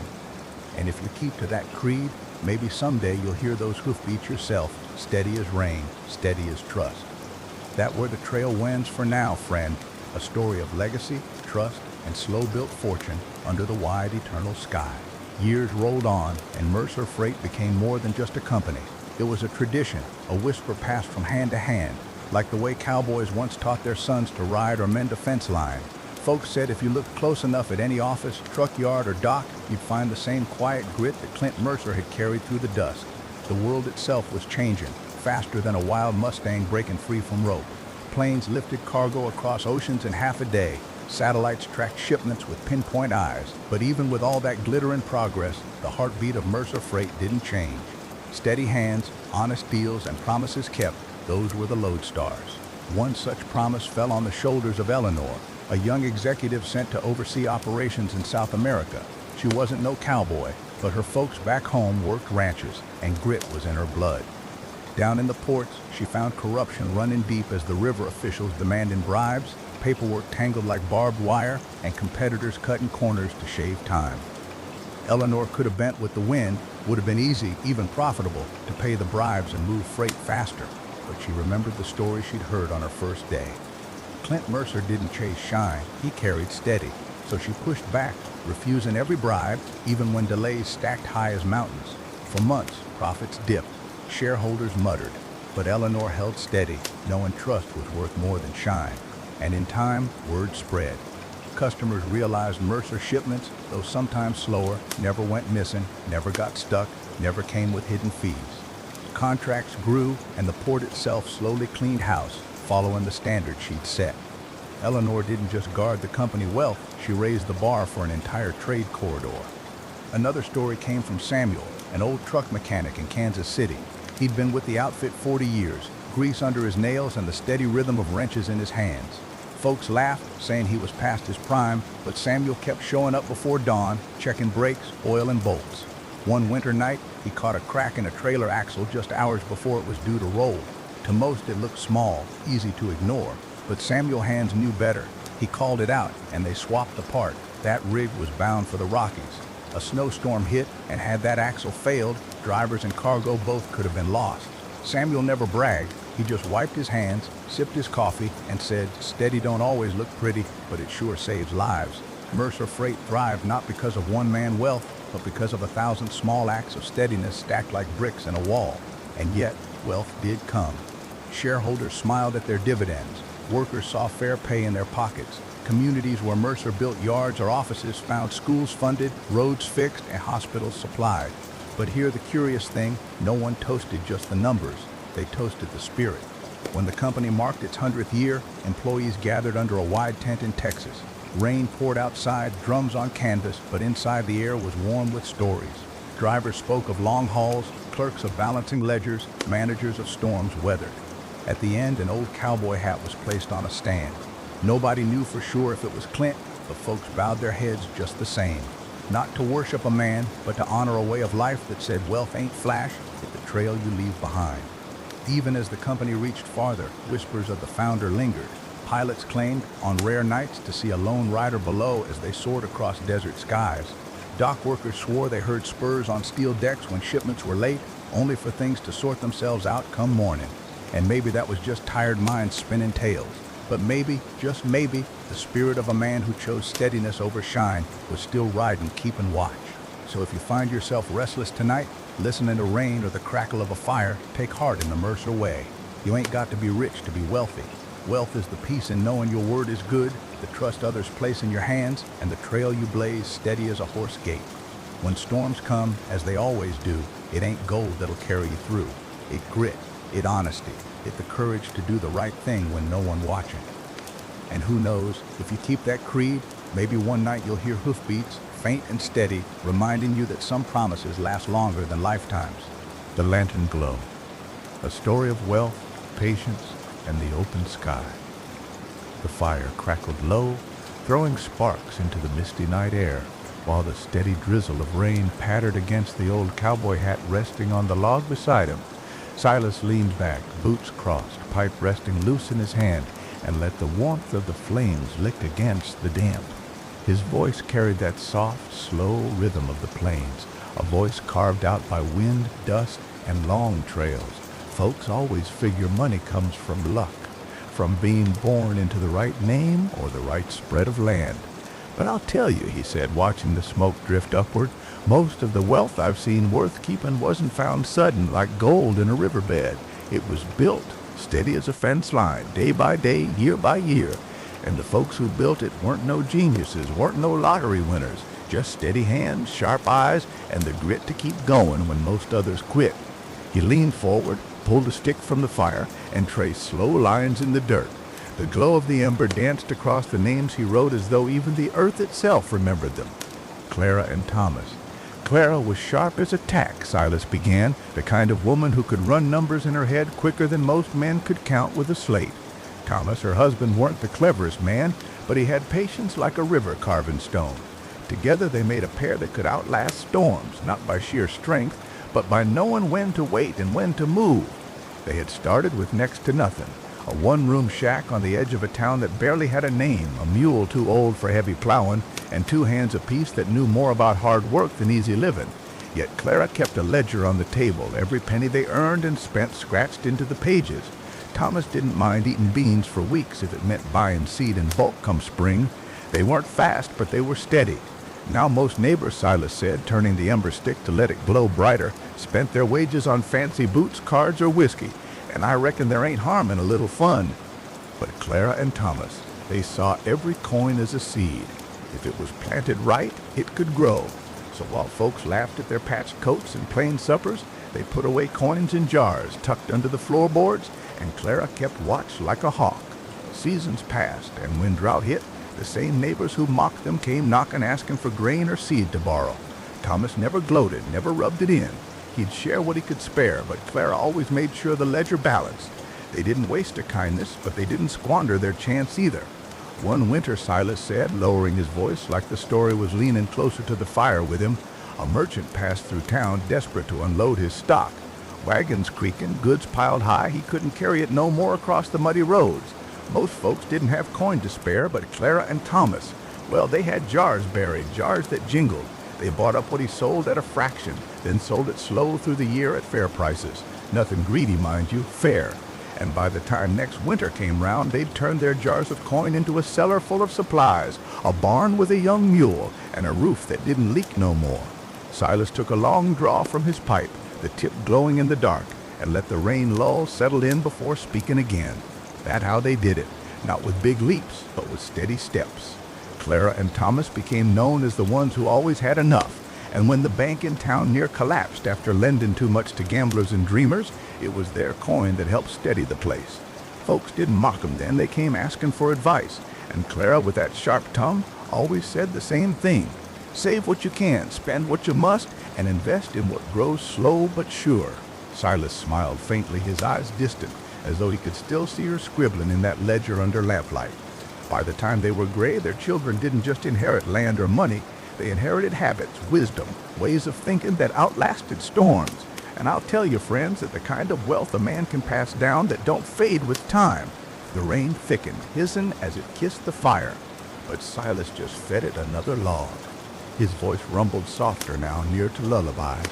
See, the world will keep trying to tempt you with shortcuts, quick wins, fast money, easy gains. But shortcuts cut both ways. They might save you time, but they'll cost you more in the long run. Patience, discipline, kindness, those are the true treasures. And if you can master them, you'll find yourself rich, not just in coin, but in peace. And peace, my friends, is a fortune that no thief can steal. He leaned back, the firelight dancing in his tired eyes, and let the silence fill the spaces his words had left. The rain and the crackle of fire did the rest, weaving comfort around the listeners like a blanket. The night settled heavier as Silas drew his coat tighter, the flames reflecting in his eyes. The listeners leaned closer, the rain a steady drum beyond the fire reach. Now, Silas said, voice low and steady, wealth ain't just about gathering more than your neighbor. It's about turning what you've earned into something that lasts. Clara and Thomas knew that better than anyone.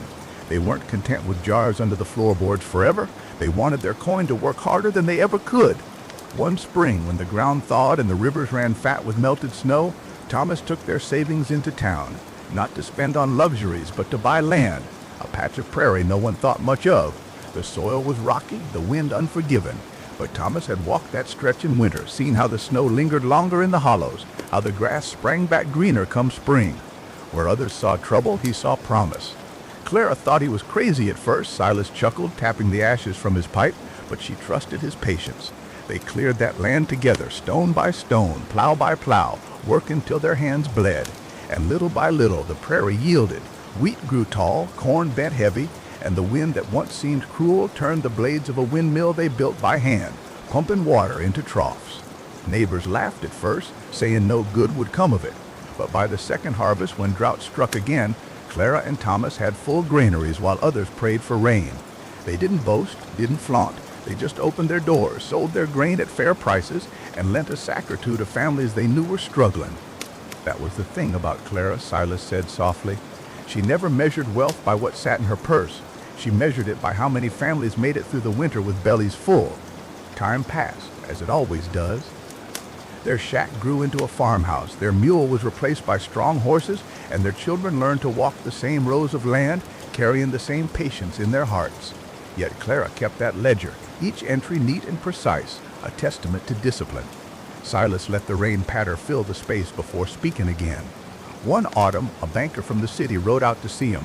He'd heard of their farm, their steady handling of money, sat right there at their kitchen table and offered them a loan. Said they could expand, buy up more land, grow faster than anyone around. Now most folks would have jumped at it. But Clara and Thomas weren't like most folks. They asked questions, they ran the numbers, and when the figures didn't add up, Clara closed her ledger, looked that banker in the eye, and said, "We don't need faster, we need steady." The banker left in a huff, saying they'd regret it. But as years rolled on, it was the banker clients' farmers who borrowed too much, too fast, who lost their land when the markets turned sour. Clara and Thomas, meanwhile, kept building slow and sure, never biting off more than they could chew. "That how they made it," Silas murmured, his voice soft as the crackle of embers. "By refusing to be rushed, by refusing to let greed whisper in their ears. They chose the long trail, and it carried them further than any shortcut ever could." The listeners shifted, some pulling blankets closer, others watching the rain dance in the firelight. Silas leaned in, his face half shadowed. "But wealth ain't just coin or land, no sir. It reputation, it trust. Folks came from miles around, not just to trade with Clara and Thomas, but to seek advice. And do you know what Clara told every last one of them? Write it down, track every penny. Don't guess, don't hope, no. She taught women in town how to keep ledgers, how to stretch a dollar without breaking a spirit. Thomas taught the men how to mend tools, save seed, rotate crops. They weren't just building wealth for themselves, they were planting it in others, like scattering grain for the birds. Years later, when Clara passed on, the whole town turned out to walk behind her coffin. Farmers, merchants, even travelers who'd only stayed a night under her roof. And every one of them carried something she'd given them. Not money, but wisdom, patience, and a sense that even the hardest winters could be outlasted if you stood steady. Silas' voice cracked a little then, though he covered it with a cough and a sip from his tin cup. The rain softened, falling gentle now, like it was bowing its head to the memory. Thomas lived on a while longer, he went on, tending the land with his children. But when he passed too, they found that old ledger of Clara, still neat, still filled to the brim. And tucked between the pages was a note she'd written in her spidery hand. It said, "Wealth is not the gold you hold, but the life you build. If you read this, remember, patience is profit, kindness is currency, and peace is the greatest fortune of all." Silas let the words hang there like smoke curling up into the rafters of night. The fire snapped, the rain hummed, and the listeners breathed slow, heavy, carried toward rest by the rhythm of the tale. Clara and Thomas never set foot in a palace, never struck silver in a mine, never ran railroads or banks. But I'll tell you, they were rich, richer than most kings, and the world's still warmer cause of the life they built, stone by stone, seed by seed. He leaned back then, boots stretching toward the fire, and the story drifted into silence. Only the rain spoke now, soft and sure, like Clara hands still turning the pages of her ledger somewhere beyond the veil of years. The fire dimmed low, embers glowing like a trail of stars scattered in the ashes. Silas cleared his throat, the rain still steady on the canvas of night. Now, Clara and Thomas left behind more than land and ledgers. They left behind children who carried their lessons like torches, passing the light along. Their eldest son, Daniel, had a quiet way about him, much like his father. He didn't speak unless he had something worth saying. When Thomas passed on, Daniel stepped into the role of steward without fuss. He kept the same mule-worn routines up before dawn. Rose walked with calloused hands, ledgers checked by lamplight. But Daniel wasn't content to only hold steady. He had Clara's spark of vision, too. He noticed something about the land that others overlooked. Every summer, travelers on the dusty trail stopped by the farm, begging for a cup of water, a meal, or a place to rest. Daniel watched their tired faces, their worn boots, and he saw opportunity, not to take, but to provide. So, with his siblings' help, he built a modest inn right by the crossroads. Just 2 rooms at first, with a hearth and a long table for supper. Travelers came, found kindness, and spread word along the trail. Stop at the Whitaker place, you'll find warmth there. And what do you think happened? Those weary riders paid fair coin for food and lodging. Before long, the little inn grew into a way station with barns for horses, beds for wagons, and Clara recipes serving steaming on the table. Daniel's steady patience and Clara's gift for hospitality blended into something that outlasted the seasons. Now, don't think it was easy, Silas said, leaning closer, his voice gritty like gravel under boot. There were lean months when guests were few, storms that tore shingles loose, and thieves that thought a family inn was easy picking. But Daniel never flinched. He remembered his mama's words, patience is profit, kindness is currency, and he lived by it, day in and day out. His sister Margaret, meanwhile, had a fire in her spirit that matched the prairie winds. She wasn't content with books that only tracked numbers. She wanted to make numbers grow. Margaret had inherited Clara's ledger, and she expanded it into something like a guide for the whole town. She started teaching children how to read, how to count, how to save a penny instead of spending it on trifles. At first, the townsfolk raised their brows. What good is it for girls to fuss over ledgers, they said. But when those same children grew into young men and women who could balance accounts better than shopkeepers, the whispers turned to admiration. Margaret never charged a dime for her lessons. She said the payment came later, when her students stood on their own feet, free from debt, wise enough to build instead of borrow. Funny thing about wealth, Silas said, his eyes glinting like the firelight. It grows roots where you least expect it. Clara and Thomas planted seeds of patience, and their children watered them. Daniel built a place where travelers could rest. Margaret built mines that could weather storms. Together they made a town stronger than any one purse of gold. As the years stretched on, Daniel Inn became the heart of the community. Farmers gathered there after long days, traders swapped news from distant towns, and on stormy nights the great hearth burned bright, a beacon in the prairie dark. It wasn't just a building, it was a place where hope found a chair at the table. Margaret, too, grew older, her hair streaked with silver, but her spirit never dimmed. She wrote her lessons down, page after page, until she had a whole book of wisdom, a book that many in town called the Ledger of Living. Each page held more than numbers. It held sayings like her mother, reminders that money was a servant, not a master. Families copied those pages, passed them down, and the book spread far beyond the town borders. One winter, Silas went on, the firelight flickering across his weathered face, a storm worse than any before swept across the plains. Snow piled high as fences, winds cut sharper than knives. Folks feared for their lives, their livestock, their homes. But the Whitaker Inn, it stood open. Daniel burned through every log of wood he had, every sack of grain, every jar of preserves, to feed and warm not just his family, but half the town. For weeks they huddled there, listening to the storm howl outside, singing songs by firelight, telling stories just like we're doing now. When the thaw came, when the land finally loosened its icy grip, no one forgot what Daniel had done. Folks offered to pay him back, to heap gold on his table, but he waved them off. You can't put a price on surviving together, he said, and yet wealth came all the same. Not in coin, but in loyalty, trust, and respect. Travelers told his story far and wide, and the inn flourished for generations after. Silas let out a long breath, gazing at the fire as if seeing those old days flicker in the flames. Clara and Thomas may have passed on, but their spirit lived through Daniel and Margaret. They proved something we'd all do well to remember. Riches ain't built in a day, nor are they built alone. They're built in steady steps, in choices made with clear eyes and patient hearts. The rain slowed, dropping softer now like a lullaby on the roof of the night. Some listeners had already drifted off, their breathing deep and slow, pulled into dreams by the rhythm of Silas' tale.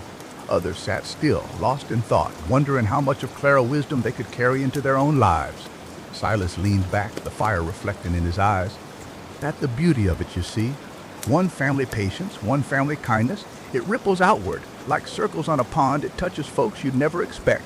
That's what makes a true fortune. Not what you hold in your hand, but what you pass on through the years. He paused, letting the silence carry the weight of his words, letting the rain and fire do the rest of the talking. The night deepened, and the logs in the fire cracked with soft sighs. Silas leaned forward, drawing the circle in closer, his voice steady as a low hymn. Now, Daniel and Margaret had children of their own, and there the story truly widens. You see, it ain't just about what you build in your own lifetime, it's about how well you teach those coming after you to carry the torch. Daniel's eldest son, Joseph, grew up watching his father keep the inn, listening to the endless rhythm of footsteps and stories passing through the doors. Joseph had a gift not for buildings nor for ledgers, but for people. He could read a man's spirit the way others read a map. By the time he was grown, Joseph knew travelers by their gait, by the tired slope of their shoulders, by the way they set down their packs. He started sitting by the hearth with strangers, listening to their troubles. Some were broke, some chased dreams, some fled mistakes. Joseph offered a kind word, a bit of advice, or sometimes just silence that let a weary heart breathe. Before long, folks began saying the inn wasn't just a place for rest, it was a place where a man might find his bearings again. One trader, down on his luck, later said, "Joseph gave me the courage to try once more." That man went on to build a caravan that crossed 3 states. Another traveler, a widow with 3 children, found kindness and work at the inn, later starting her own bakery in town. Joseph's gift was subtle, but it was wealth all the same. Wealth measured in lives, steered back toward hope. Silas poked the fire with a stick, sending sparks drifting skyward. Funny thing is, Joseph never asked for payment. He just said, "My father gave me a hearth. My mother gave me wisdom. The least I can do is share the warmth." That's how legacies keep growing, not by clinging tight, but by giving freely. Meanwhile, Margaret's own son, Samuel, had inherited her sharp mind. He studied numbers not just for farms or shops, but for the whole town. By the time he was a man, he'd built the first cooperative granary the region had ever seen. Farmers pooled their harvests, selling grain together instead of alone, fetching fairer prices, and shielding one another from the cruel swings of market and season. At first, folks were wary. "Why should I trust my neighbor bushel to be weighed fair?" they asked. But Samuel kept the books open for all to see. Every measure accounted, every penny recorded plain as day. Over time, suspicion gave way to trust, and trust turned to gratitude. With the cooperative granary, no farmer starved in bad years, and in good years, everyone thrived. Silas nodded slow, his hands folded over his knees. That there, friends, is another kind of wealth, community wealth. It ain't the shine of coins, but the strength of hands joined together. Stronger than any single purse, safer than any lone storehouse. The rain outside softened further, like a lull of distant applause, as though even the night itself approved. Joseph and Samuel paths often crossed at the old inn. Joseph would share stories from travelers he'd met, while Samuel shared charts and numbers drawn on scraps of parchment. Together, they saw a bigger picture taking shape. Folks weren't just living season to season anymore. They were planning, scything, dreaming bigger. And then came Daniel's youngest daughter, Ruth. Quiet as a meadow, sharp as a thorn, Ruth had Clara knack for seeing what others missed. She looked not to the land nor the ledgers, but to the future of the children growing in town. She started something simple, an evening circle by the fire where she told stories laced with lessons about patience, honesty, and the kind of success that doesn't rust. At first, only a handful of children came, sitting cross-legged in the glow of the hearth. But word spread, and soon every bench was full. Parents lingered at the back listening too. Ruth's stories weren't just entertainment, they were maps of the heart, showing the young how to walk steady in a world that often rushed too fast. Silas' voice softened, a smile hiding in the wrinkles around his mouth. Ain't that something? Daniel built a shelter for the body. Margaret built a ledger for the mind.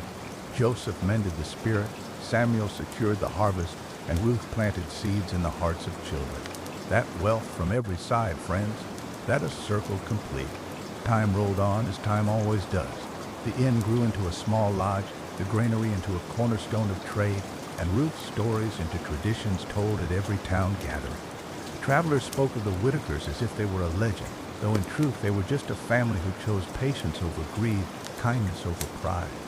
Silas paused, letting the fire pop and hiss, letting the rain patter a steady drumbeat. Now, I reckon some of you might be wondering, did they all live happy ever after? Did fortune never test them again? He shook his head slow. Trials come to every soul. There were droughts that cracked the land, sickness that swept through homes, years when barns stood empty and spirits faltered. But because they shared, because they built together, they endured. That, more than any gold coin, is what makes a family rich. His gaze lifted to the stars, peeping faint through breaks in the clouds. And if you close your eyes, you can still hear it. The laughter of children at Ruth's hearth, the clatter of mugs at Joseph's inn, the creak of wagon wheels rolling grain into Samuel's storehouse. Those echoes carry on, telling us that success ain't a finish line. It's a long trail, walked steady, side by side. The circle of listeners grew quiet, some drifting on the edge of dreams, some leaning closer to catch every word. Silas leaned back, his voice low as the last crackle of the fire. That the lesson the Whitakers left us. Build with patience, share with kindness, teach with love. And when the storms come, and they will, you'll stand not alone, but with a town that remembers, with a family that endures. That, friends, is how fortunes are made to last. The fire sank lower, embers glowing soft and red. The rain whispered like a lullaby, and in that quiet, with the old man words hanging gentle in the air, sleep crept in easy, like a welcome guest at the end of a long trail. The embers glowed faint but steady, and Silas leaned into the firelight, his voice drawling like a slow river. As years turned to decades, the Whitaker name became something of a compass in those parts. Folks would say, if you're lost, go find Joseph Fire. If you're hungry, follow Samuel Wagons. If you're heart weary, sit a spell with Ruth's stories. It was more than reputation. It was a kind of inheritance richer than silver. Joseph Inn grew larger, though he never called it more than a lodge.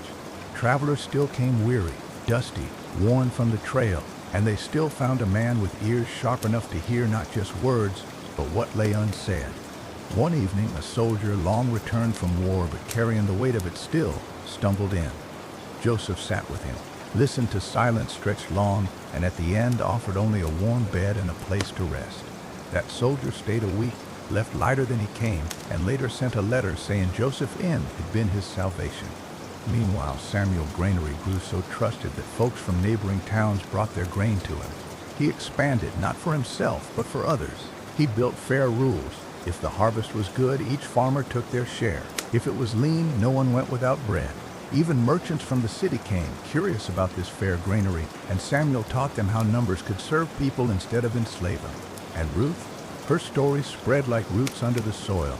Young'uns who once listened at her hearth grew into men and women who carried her lessons forward. Some became farmers with honest hands, others traders with fair tongues, some even preachers speaking of humility and steady faith. Ruth's gift was invisible, but it echoed louder than most riches. Silas chuckled, the sound deep, raspy. But here where it gets mighty interesting, friends. You'd think with all that success, pride might have crept in, or greed, or quarrels between kin. And truth be told, there were sparks of it. Joseph's son, Matthew, wanted to turn the inn into something grand. A hotel with chandeliers, fine curtains, and higher prices. He thought bigger meant better. Samuel's daughter, Hannah, feared he was losing the family heart. She told him plain, what good a grand place if the common man can't rest there? Their quarrel simmered, threatening to divide the family. But Ruth, old and gray by then, called them both to her hearth. She told a story that night of a farmer who built a fence so high to guard his crops that not even the sun could reach him. And in protecting his field, she said, he killed his harvest. Matthew wept, realizing his vision might choke out what his father had built. Hannah softened, seeing he only wished to honor the name. Together they settled on a path expansion, yes, but never so costly that the weary traveler was turned away. That compromise became a new tradition in the family. Growth was welcome, but never at the price of compassion. Silas' eyes twinkled in the firelight, that there is one of the hardest lessons in wealth, knowing when to grow and when to stay rooted. Some chase expansion till their barns burst, but if you ain't careful, you end up losing the very thing worth protecting. The town itself grew alongside the Whitakers. With Samuel fair granary, traders settled nearby.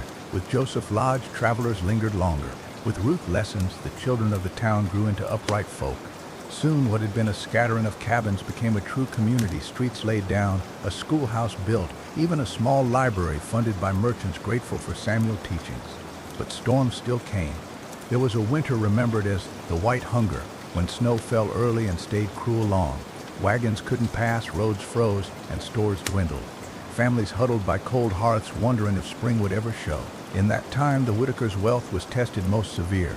Samuel ordered the granary opened wide, given more than planned. Joseph kept his lodge warm with fires day and night, feeding folks without charge. Ruth, though her voice was weak, told stories each evening by lantern light, reminding children to be brave, to trust in the turning of seasons. It near broke 'em, giving so much away. But when spring thawed the land, the town had lost fewer souls than any neighboring settlement. And when fields grew green again, every farmer returned his share to the granary, grateful beyond words. The Whitakers had spent near all they'd stored, but they had bought trust, and that was a currency more faithful than gold. Silas' hand trembled slightly as he held it toward the flames. Friends, don't forget that wealth ain't what you keep, it's what you can give and still rise again. As generations passed, each child bore the mark of those before. Matthew's son turned the lodge into a chain of outposts along the trade routes, always holding to Ruth's wisdom that no weary soul be turned away.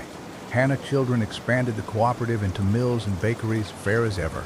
And Ruth's legacy of stories became so cherished that a book was printed, bound with worn leather, passed hand to hand, so no child would grow without the light of her words. By then, Daniel and Margaret were only memories, but their legacy breathed in every meal shared, every road traveled, every story told. Travelers still whispered the Whitaker name with respect, saying it like a prayer. It's their family that chose generosity over greed, steadiness over hurry, love over pride. The rain outside thickened again, hissing against the earth, and the fire gave a long sigh. Silas' voice softened, a lull at the edges of sleep. So if you're sitting here tonight wondering how to build something lasting, take a page from the Whitakers. Build for others, not just yourself. Grow, but don't grow greedy.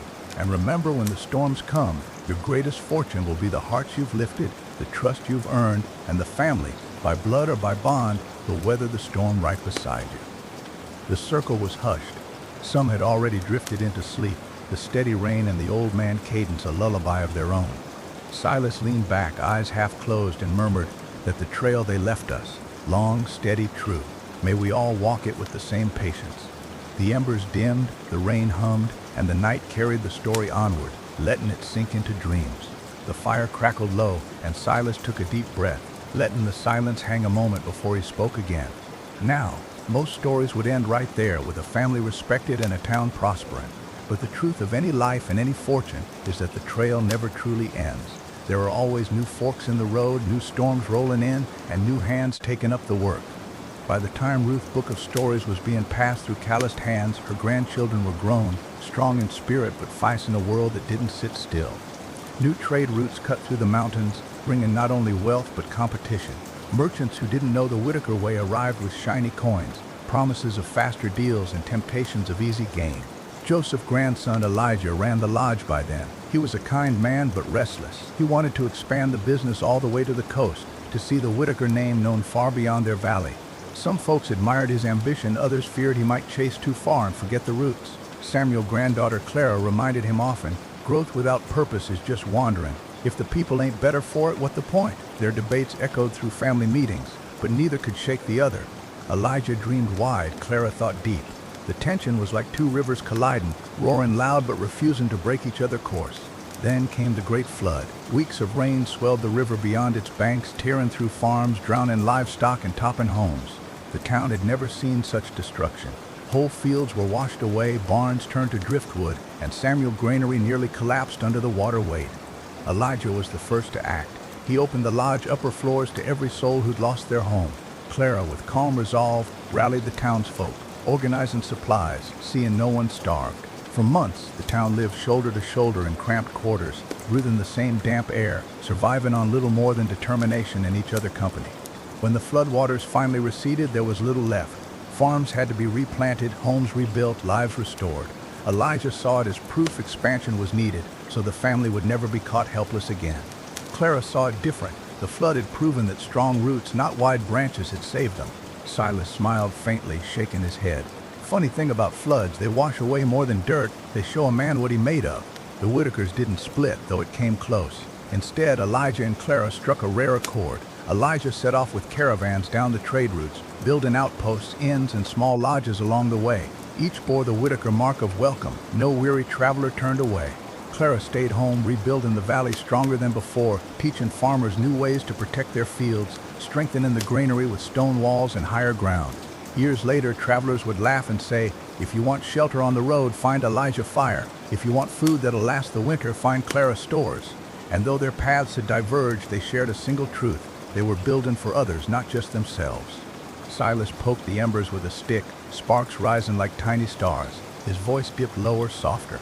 But life don't just hand out victories. Time brought new trials. With the lodges stretching far and wide, Elijah found himself facing bandits and dishonest traders. He lost more than he gained some years. Clara, back in the valley, faced dry seasons that no flood could quench. The soil cracked, the river shrank, and once again the family fortune was tested. Through it all, the Whitakers leaned on the lessons carved into their bones by Daniel, Margaret, Joseph, Samuel, and Ruth. Elijah learned to hire honest men and pay them fair, so his outposts were guarded not by greed but by loyalty. Clara turned hardship into invention, creating new irrigation systems that gave life even in drought. The town thrived again, tougher for the trials. Children grew up hearing not just Ruth stories but Elijah tales of faraway places and Clara wisdom about the land, and in each telling the same refrain lingered. Wealth ain't the coins in your hand but the trust you've sown, the hearts you've lifted, the storms you've weathered together. Silas leaned back, gazing up where the smoke met the night. The rain outside beat gentle now, steady as a lullaby. Some folks talk of dynasties, of empires carved from greed and steel, but the Whitakers built something quieter. Their riches weren't shouted from rooftops or guarded with swords, they were whispered in the way neighbors treated each other, in the fairness of trade, in the comfort of a story told by firelight. That a kind of fortune no flood can drown, no drought can dry, and no thief can steal. The fire hissed as a log shifted, and Silas' voice slowed to a drawl, deep with memory. So when you bed down tonight, let the rain be your roof and the fire your kin. Remember Joseph welcome, Samuel fairness, Ruth wisdom, Elijah courage, and Clara steady hands. If you carry even a spark of their spirit, you'll never be poor. And if you forget, well, maybe just listen to the rain. It got a way of reminding a man what matters most. His words faded into the rhythm of the storm, the story sinking deep into drowsy minds like seeds into soil. The night stretched long but gentle, the Whitaker's tale carrying on through dream and memory alike. The coals glowed deep red, soft against the dark, and Silas' voice carried on, low as a lullaby. Elijah and Clara may have seemed like opposites, but together they wrote a chapter of the family story that nobody forgot. Their names carried weight, but the Whitakers never wanted weight to turn into pride. Pride makes a man blind, and blindness on the trail gets you lost fast.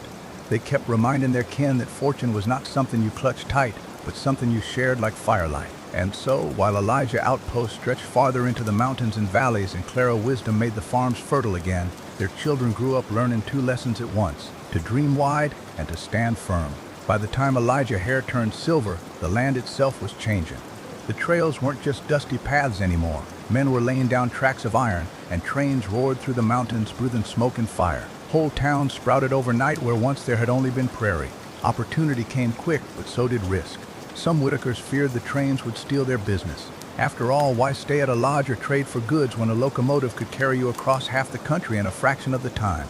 But Elijah, though old, still had that restless glint in his eye. He gathered his sons and daughters one night and told them, "We've never fought the river, and we won't fight the rails. If a storm rolls in, you don't curse the clouds, you set your sails to catch the wind." So the Whitakers built new lodges near the train stops. They turned outposts into stations of welcome, places where travelers could rest while waiting for the next whistle. Elijah kin struck deals with railway men, providing food, comfort, and honest beds in a world that was rushing faster by the day. The family name didn't shrink, it grew, tied to the rails as surely as it had once been tied to the soil. Clara, too, adapted. She taught her children and grandchildren to use the trains to bring in seeds, tools, and books that would have taken months to reach them before. And in return, she sent grain and goods outward, supplying not just their valley but whole towns that had never heard of the Whitakers. When asked how she kept steady through such change, Clara would just smile and say, "Roots first, then branches." Silas' tone softened, drawing the listeners closer with his words. But fortune don't ride one trail forever. With the railroads came speculators, sharp-eyed men with smooth talk, offering papers and promises that smelled sweeter than they tasted. Some Whitakers were tempted, signing deals that tied them to debts thicker than chains. Others stood firm, refusing to gamble what their parents had built. Families bickered, friends argued, and the valley held its breath as the Whitakers walked a razor edge between gain and ruin. It was Ruth's great-granddaughter Miriam who steadied the course. She wasn't the loudest of the Whitakers nor the most ambitious, but she had a quiet way about her that earned respect. She read every contract line by line, studied the law books shipped in by train, and taught herself to see through smooth talk like sunlight through thin cloth. When her kin were about to sign away their grain stores for promises of quick profit, she stopped them cold. "They'll take your harvest before you even plant it," she warned, her voice calm but firm. "If we can't afford to lose, we can't afford to gamble." Her caution saved the family from ruin more than once. Neighbors who hadn't listened came knocking on the Whitakers' door when their farms were seized by greedy lenders. And though the Whitakers could have turned them away, they remembered Joseph's welcome and Ruth's stories. They shared what they had, taken in families, rebuilding farms, and once again showing the valley that wealth was measured in more than gold. Silas paused, letting the rain's steady rhythm fill the quiet. Then he added, "It ain't always the bold that saves a family. Sometimes it's the quiet, steady hand, the one that won't be rushed, won't be fooled, and won't forget the lessons carved deep into their bones. Miriam became a figure of respect in the valley. She wasn't rich in coin, though the Whitakers did well enough, but her word carried more weight than gold. Merchants thought twice before crossing her. Young folks sought her counsel before marrying, buying land, or taking on debt. She was the kind of woman who made others stand straighter, not because she demanded it, but because she lived in a way that left no room for crookedness. The years rolled on and the valley shifted again. Railroads grew busier, towns larger, and factories sprang up beyond the mountains. Some Whitakers left to work in cities, sending money home. Others stayed, tending to the soil that had always been their anchor. Through it all, Miriam's steady hand guided them. One winter, harsher than most, famine spread across nearby towns when shipments failed to arrive. Snow had blocked the passes and supplies never made it through. Folks were starving, children crying, and hope seemed thin as the ice on the river. That when the Whitakers opened their granaries once again, feeding not just their own, but strangers who staggered and half-frozen from miles away. Some whispered that Miriam was giving away too much, that the Whitakers would be left hungry themselves. But she only shook her head. If our barns are full while others' tables are empty, then our wealth is nothing but a lie. Better to share and trust that spring will come, and spring did come. The fields flourished, trade returned, and the Whitakers were remembered not just as farmers, traders, or innkeepers, but as keepers of life itself. Silas leaned back, his eyes glinting in the firelight. That the kind of fortune that lasts longer than coin or land, if the fortune of trust earned one choice at a time. Elijah brought fire to the wide roads. Clara anchored the valley. Miriam guarded the family with wisdom steadier than steel. Each carried the flame in their own way, making sure it never went out. The fire popped, a log collapsing into glowing coals, and the sound mingled with the rain gentle drumming. Silas' voice slowed further, drawl thick as honey. So if you ever wonder what wealth truly is, don't look to the tallest buildings or the fattest purses. Look to the hands that hold yours in the storm. Look to the ones who'll feed you when their own table half empty. That where fortune lives and that where it stays. Scorching of it. Like Ryle toward stagger. Throwing sparks up into a velvet sky dotted with stars, and the rain pattered soft on the old tin roof above the porch. That was the kind of evening where stories begged to be told, slow, steady, the kind that wrap around a soul like a wool blanket. And so I'll tell you about Jedediah Boone, a man whose fortune wasn't forged in gold rush fever, but in the quiet lessons of patience, grit, and a steady hand on the reins. Jedediah came from plain stock, folks that didn't have much more than a mule, a patch of land, and a Bible worn thin from reading. He wasn't born into wealth, not the kind you count in dollars anyway. His father was a cattleman who could stretch a penny like leather, and his mama knew how to turn scraps into a feast. From the start, Jedediah learned that true richness didn't come from what you hoarded, but from how long you could make a thing last, how far you could stretch a good idea before it wore through. As a boy, Jedediah had a peculiar habit. While other kids spent their time dreaming of gunfights and gold nuggets, he'd sit by the general store ledger watching the shopkeep balance accounts. Numbers made sense to him the way trail maps did the frontiersmen, neat lines that showed where you'd been, where you stood, and where you might go if you dared. Old Mr. Cartwright, the storekeeper, noticed the boy's sharp eye and let him add up tallies on scrap paper. By the time Jed was 12, he could run a day worth of sales cleaner than any grown hand in town. Still, life wasn't easy. Drought swept through when he was 15, and the Boones lost near every head of cattle they owned. Jed's father, hardened by years under the sun, looked out over the empty fields and said, "Son, when the land fails you, you don't curse it, you change your tool." That sentence stuck with Jed like a brand on his heart. While neighbors packed up wagons to chase new luck elsewhere, Jed stayed, thinking hard on what tools a man could use when cattle and crops betrayed him. That when he discovered something most folks overlooked people habits. Even when cattle died and fields turned to dust, folks still needed flour, tools, lamp oil, and boots. The general store never closed its doors, no matter how lean the times got. And Jed realized that the heartbeat of a town wasn't in the herds or the harvest, but in the little exchanges. Pennies here, dimes there, stacked quiet but steady until they built a mountain. He started small, running errands for Mr. Cartwright, hauling supplies, sorting ledgers, and learning which goods sold quick and which gathered dust on shelves. But Jed wasn't just watching shelves, He was watching people. He learned that miners bought strong boots but never twice from the same maker if they split before a season end. He learned that women prized good needles more than ribbons when times were hard. And he learned that no matter how broke a man was, he'd still spare a coin for coffee or tobacco if it gave him comfort through the night. At 19, with nothing but a handful of saved wages and a head full of reckoning, Jed bought himself a battered wagon.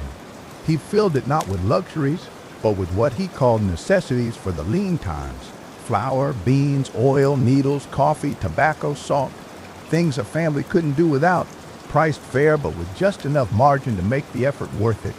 Then he set off down dusty trails, visiting ranches too far to ride into town regular. It wasn't long before folks started calling him Traveling Jed. He didn't shout his wares or press folks to buy. He'd roll up slow, tip his hat, trade a story or two, then lay out what he had. And more often than not, families were grateful for his arrival. A bag of flour here, a tin of coffee there, all paid in small coins or sometimes barter. Some gave him eggs, others mended his clothes, a few paid in labor. Jed kept track of it all, never cheating, never hurrying, always fair. Now what made Jedediah's story different from the countless peddlers who roamed the West wasn't just his grit, it was his sense of patience. He wasn't trying to get rich overnight. He wasn't dazzled by gold strikes or riverboat fortunes. He believed in what his father had told him, that if a tool failed, you changed the tool. His tool was trade, and he sharpened it like a knife, steady and sure. Over years, that little wagon of Jed turned into 2 wagons, then 4. Soon he had young men working for him, each driving a wagon loaded with goods spreading across the valley and into neighboring towns. He taught them his rules: fairness, patience, and memory.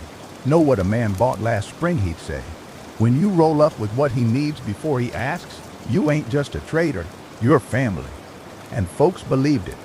They trusted Jed because he never gouged prices in famine, never watered down oil or cut flour with sawdust like some crooks did. When others preyed on desperation, Jed leaned on trust. By 30, his network stretched across 3 counties. By 40, he wasn't just trading goods anymore. He was lending money to ranchers in need, supplying seed for farmers to get a season started, even helping schools keep books and ink when the county coffers ran dry. And yet, whenever asked how he built his fortune, Jedediah would smile, spit slow into the dirt, and say, 1 cup of coffee at a time. The years rolled on like wagon wheels over endless prairie, and Jedediah Boone's name became as steady as the northern star in those parts. His wagons no longer creaked down trails with one man whistling to himself. No, sir. By then, he had near a dozen drivers, all wearing broad hats and calloused hands, riding under the Boone banner. Some wagons carried food, some carried tools, and some, well, Jed was smart enough to see that a town spirit was fed by more than beans and salt. He carried songbooks, pencils, and even fiddle strings. He never fancied himself a merchant alone. To Jed, every man he met was a neighbor, every woman a sister, every child a chance for tomorrow to grow brighter than today. That way of thinking spread like prairie grass, and soon folks said there wasn't a valley west of the river that didn't know Jedediah Boone. But fortune has a funny way of testing a man. Just when you think you've got both boots on solid ground, the earth has a way of rumbling beneath you. It started with a hard winter, the kind that split fence posts, froze wells, and turned cattle into stiff shadows in the snow. Jed rode from farm to farm, watching good men and women fight for breath against the cold. He could have raised his prices then. Lord knows, folks would have paid double for flour, triple for coffee. But Jed did the opposite. He cut prices, near down to his own cost, just to keep bellies warm and spirits lit. Some of his men thought he'd lost his mind. Boss, they said, we'll be broke before spring comes.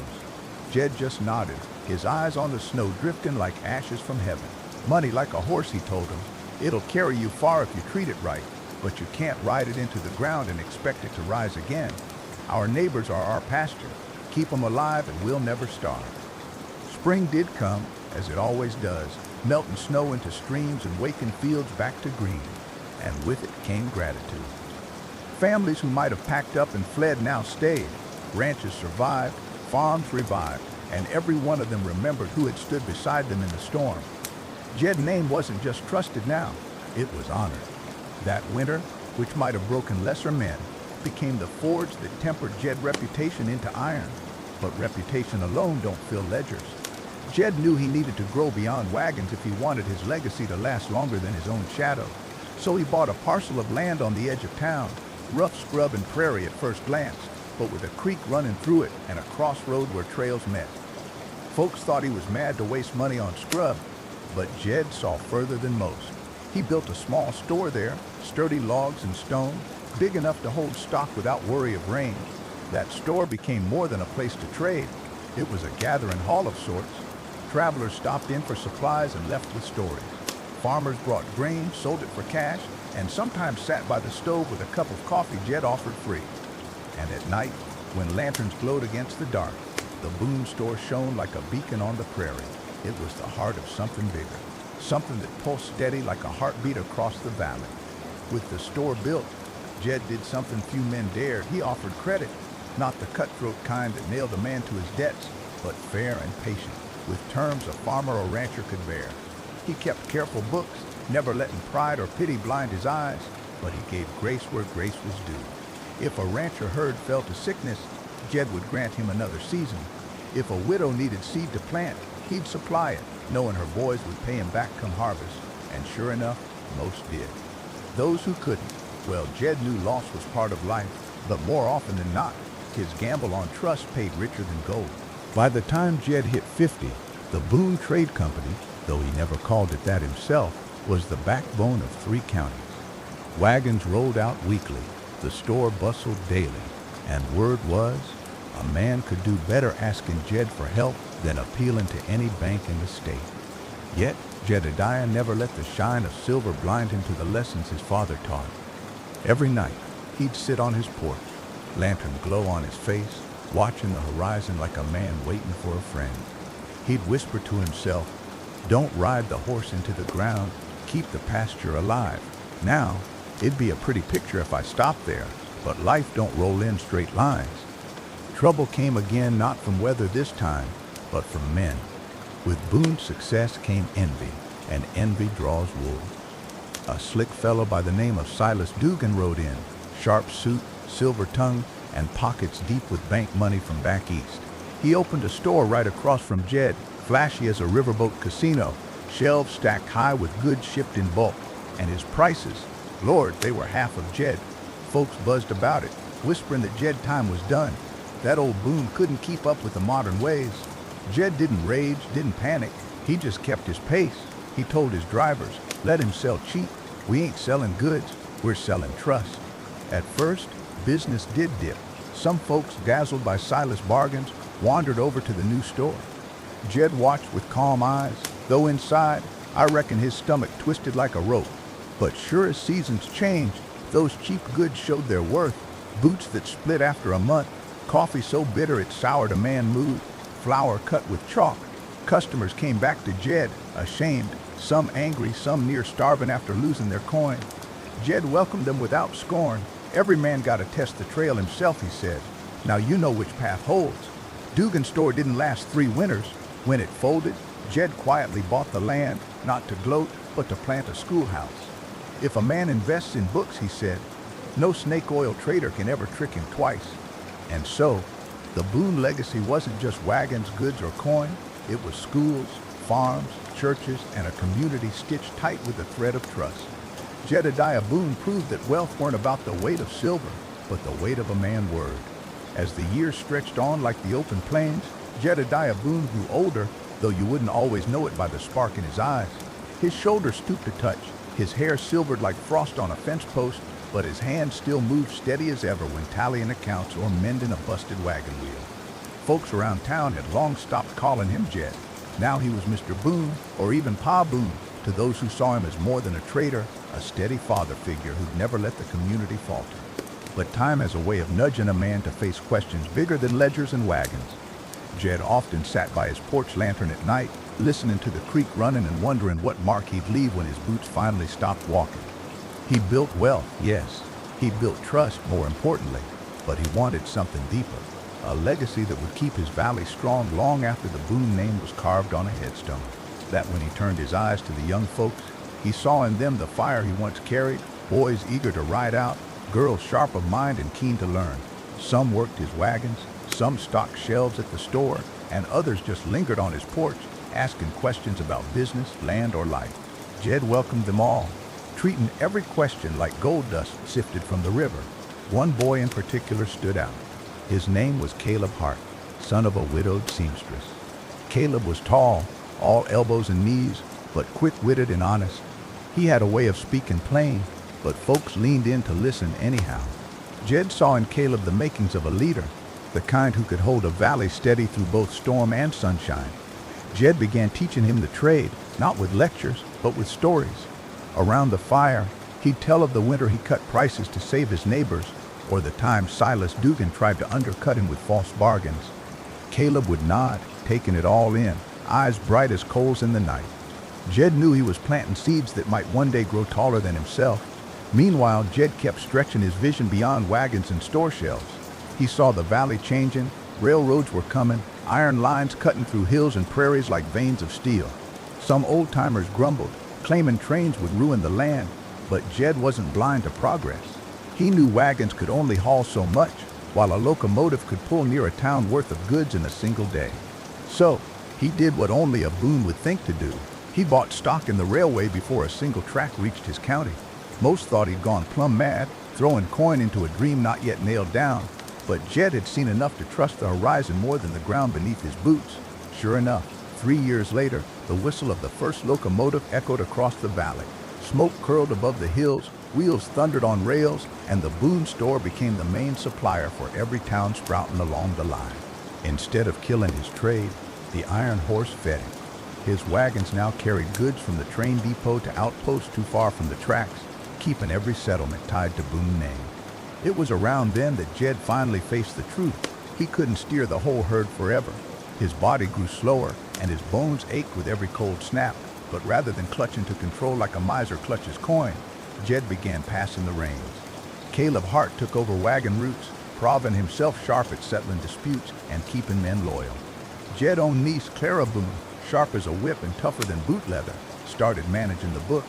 She was the one who noticed when a farmer lagged too far behind on debt, or when a new store might be worth setting up along the tracks.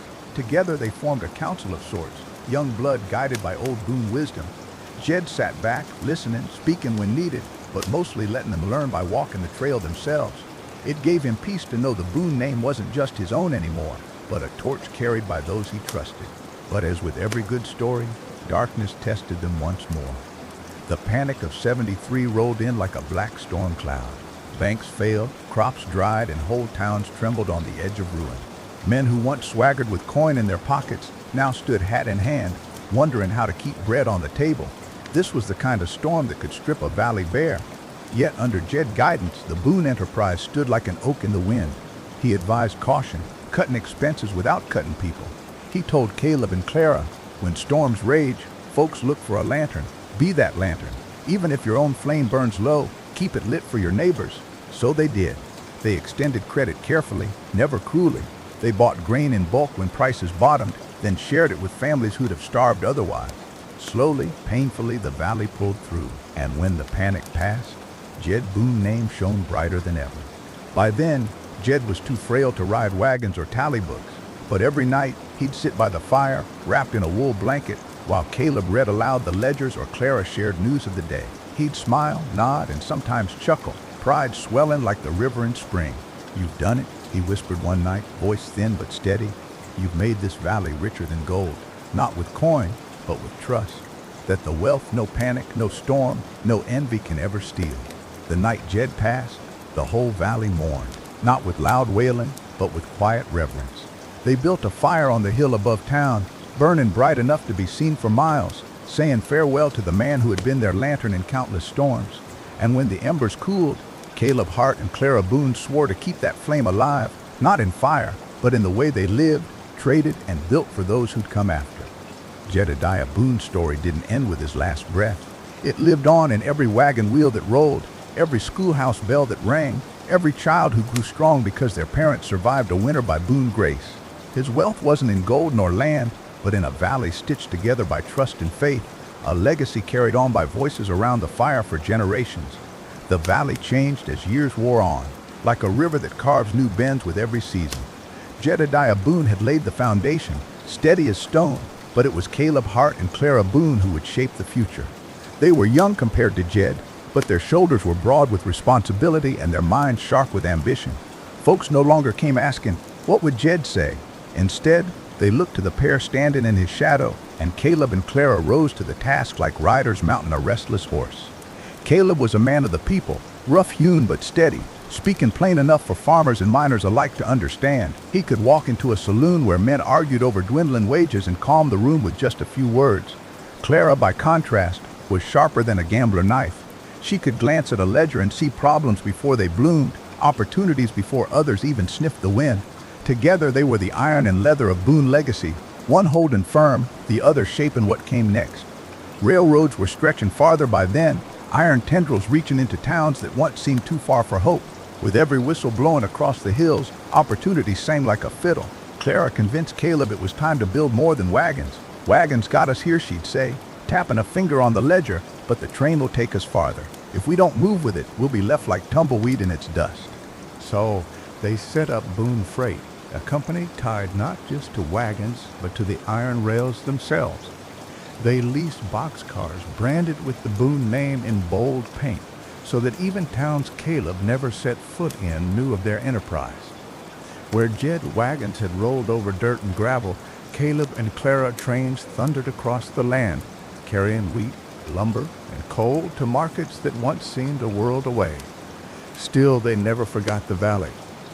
That was the heart of it all, the root where trust grew. Every autumn, Caleb rode back through the farms, sitting at kitchen tables, drinking strong coffee with families who still remembered Jed's voice around a fire.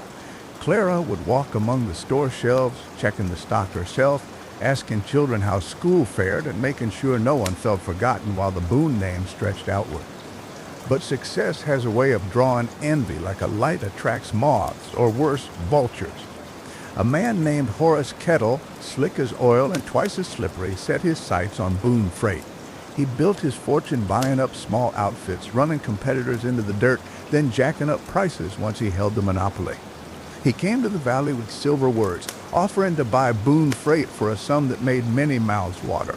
Caleb, sitting across the table from Horace, listened polite but firm. "Mr. Kettle," he said, leaning forward, "this valley don't have a price tag. It was built on sweat and trust, not just coin.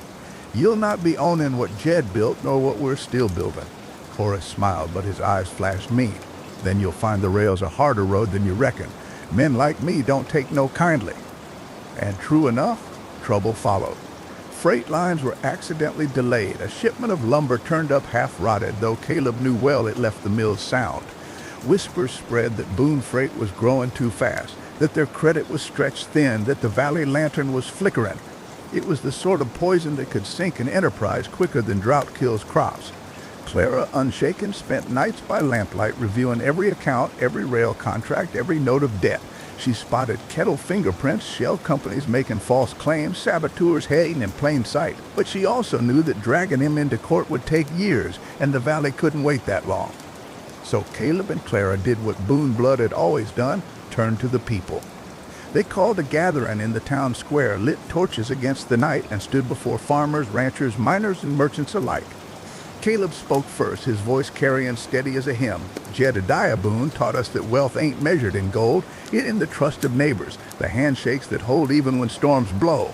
Horace Kettle thinks he can buy us or break us, but I tell you plain, so long as this valley stands together, no outsider will ever own it."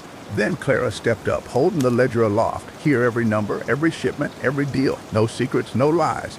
Boone Freight is yours as much as ours. If we fall together. But if we stand, no man can topple us." The crowd roared, not with anger, but with unity. Farmers pledged their grain shipments, miners swore their coal to Boone Freight, merchants signed contracts in the open square. By morning, Horace Kettle's schemes collapsed like a rotten shack in the wind. He left the valley bitter, muttering curses, but powerless against a community that chose loyalty over greed. Years rolled on and Boone Freight grew stronger, not by greed, but by grit. Clara opened a schoolhouse with profits from the rail, teaching children more than just reading and writing. She taught them sums, contracts, even the basics of trade, believing that a valley educated was a valley unbreakable. Caleb, meanwhile, expanded routes to new states, but he always rode back, boots dusted and face lined with travel, to sit once more among his people by the fire. One night, much later, Clara looked out over the town from the porch of the Boone store. Lanterns glowed in every window, laughter floated from saloons, and the whistle of a train echoed faint in the distance. She turned to Caleb, gray now at the temples. "We did it," she whispered. Caleb shook his head, smiling soft. "No, Clara, the valley did it. We just kept the flame lit." And as the stars wheeled overhead, the fire on the Boone porch burned steady, a lantern against the dark, just as Jed once promised it always would. Time has a way of softening even the hardest edges, but it never quite dulls the fire in certain folks. Caleb Hart and Clara Boone were seasoned by the years now, their hands weathered like worn leather, their eyes bright as ever. The Boone freight empire stretched farther than anyone had reckoned, yet the two of them still walked Main Street like they were no different than the folks selling apples from wagons or hammering nails into barn beams. That was the way of it. No matter how far the Boone name traveled, the valley was their anchor. Caleb had grown fond of spending evenings on the front porch, sitting in an old rocker, his boots crossed at the ankles.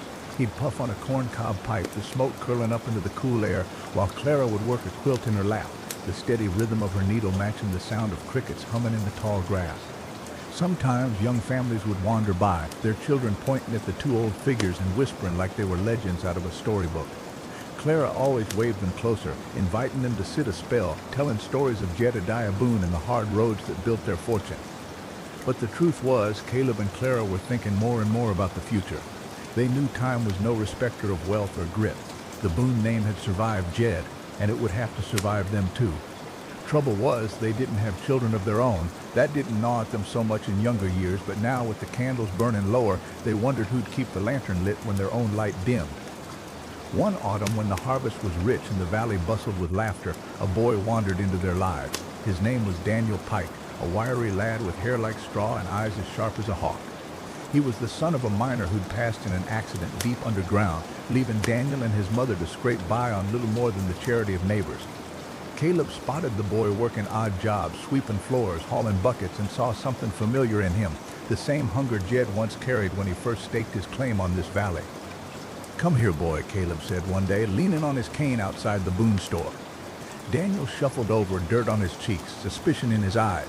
"You ever thought about what you want to be?" Daniel shrugged. "Just want to help Ma, keep food on the table." Clara, standing beside Caleb, knelt down to meet the boy's gaze. "What if we showed you how to do more than scrape by? What if we taught you how to build, not just for yourself, but for everyone around you?" From that day, Daniel became their shadow. He followed Caleb into the rail yards, learning how to speak plain with men twice his age. He sat at Clara's desk in the evening, studying numbers until his eyelids sagged. He rode wagons through rainstorms and boxcars across state lines, taking in every detail like a sponge soaking up water. Caleb and Clara never called him son, but in their hearts, that's what he became. Under their guidance, Daniel grew strong in character, not just in skill. He learned that money without trust was like a horse without reins, fast, but wild and likely to run off a cliff. He learned that every handshake mattered, that promises made around a fire were worth more than signatures on paper. And perhaps most importantly, he learned the Boone Creed. Wealth wasn't measured in coin, but in the prosperity of neighbors. By the time Daniel turned 20, he was already carrying himself with the calm authority of a man twice his years. Farmers sought his advice, merchants asked his opinion, and even the grizzled railroad men tipped their hats when he passed. Caleb would watch him sometimes, pride shining in his old eyes, and mutter, "Boy got the makings of a Boone, even if he wasn't born one." Still, life was never without storms. A drought swept the valley one summer, harsher than any living soul could recall. Crops shriveled, wells ran low, and desperation crept into every household. Folks began whispering again, fear gnawing at the unity that had held them together through so many trials. Some even wondered if Boone Freight had grown too big, too distant to care for the very people who'd built it.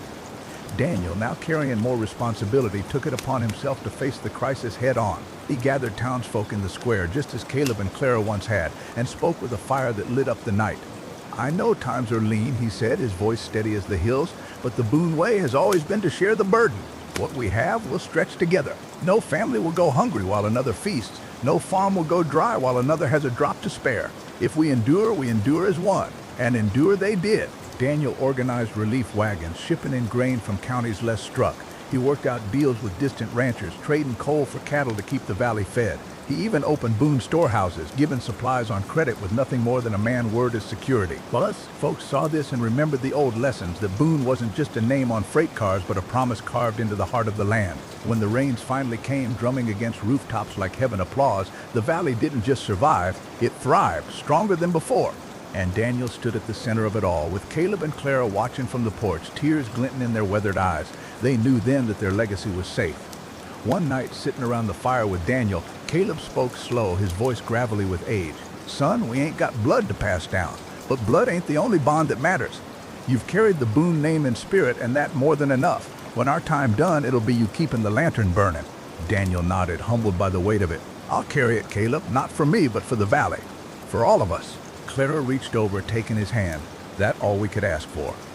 The fire crackled, the rain pattered soft on the roof, and for a moment the three of them sat in silence, a family bound not by blood but by purpose, lit by the glow of a lantern that would never fade. Caleb rose before dawn most mornings, long before the roosters had their say. The air in the valley was sharp, filled with the faint scent of dew and smoke from the embers he banked the night before. He'd sit with a tin cup of coffee cradled in his hands, watching the first light crawl down the ridges, and think about all that lay ahead.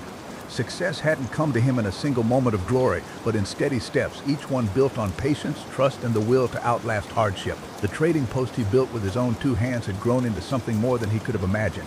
At first, it was just a shack with shelves hammered together from scrap timber, jars of beans, nails, and flour stacked wherever there was space. But word spread. Travelers passing through found not just supplies, but a place where they were welcomed with honesty. Farmers began to trust him with storing their grain, and ranchers came to him to tally cattle deals. Before long, Caleb Post became the heartbeat of the valley, where every handshake carried weight and every ledger told a story of survival. But prosperity never came without its trials. There were seasons when drought crept in, when the soil turned stubborn and refused to yield. Caleb remembered one summer in particular when his neighbors' crops withered under an unforgiving sun.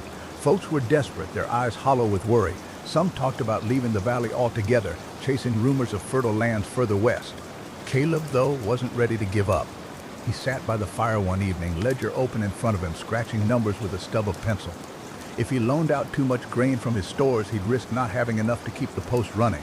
But if he held back, families would starve, and trust, that most valuable currency of all, would die quicker than corn in the heat. After a long night of reckoning, Caleb made his choice.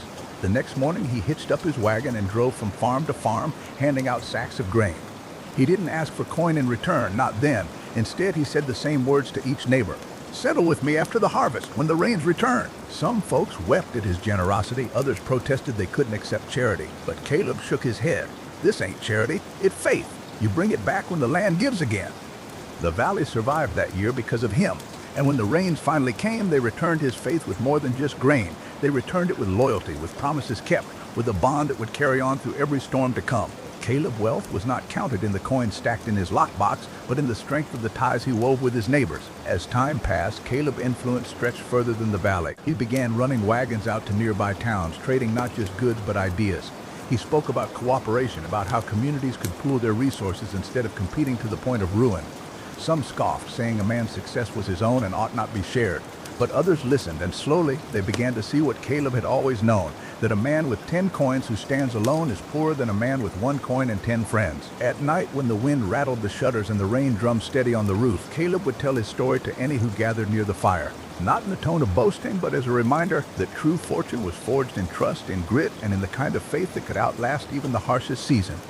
And as the flames flickered against the logs, travelers would settle deeper into their blankets, the storm outside fading into the background, and Caleb's voice, slow, steady, with the gravel of a cowboy who had seen hardship and endured, would lull them into the kind of sleep that only comes when you believe tomorrow will be better than today. Caleb's story carried on with the same quiet strength that had defined his early years. The valley was thriving now, fields stretching wide with golden grain and herds fattening under open skies. But Caleb never let himself grow careless.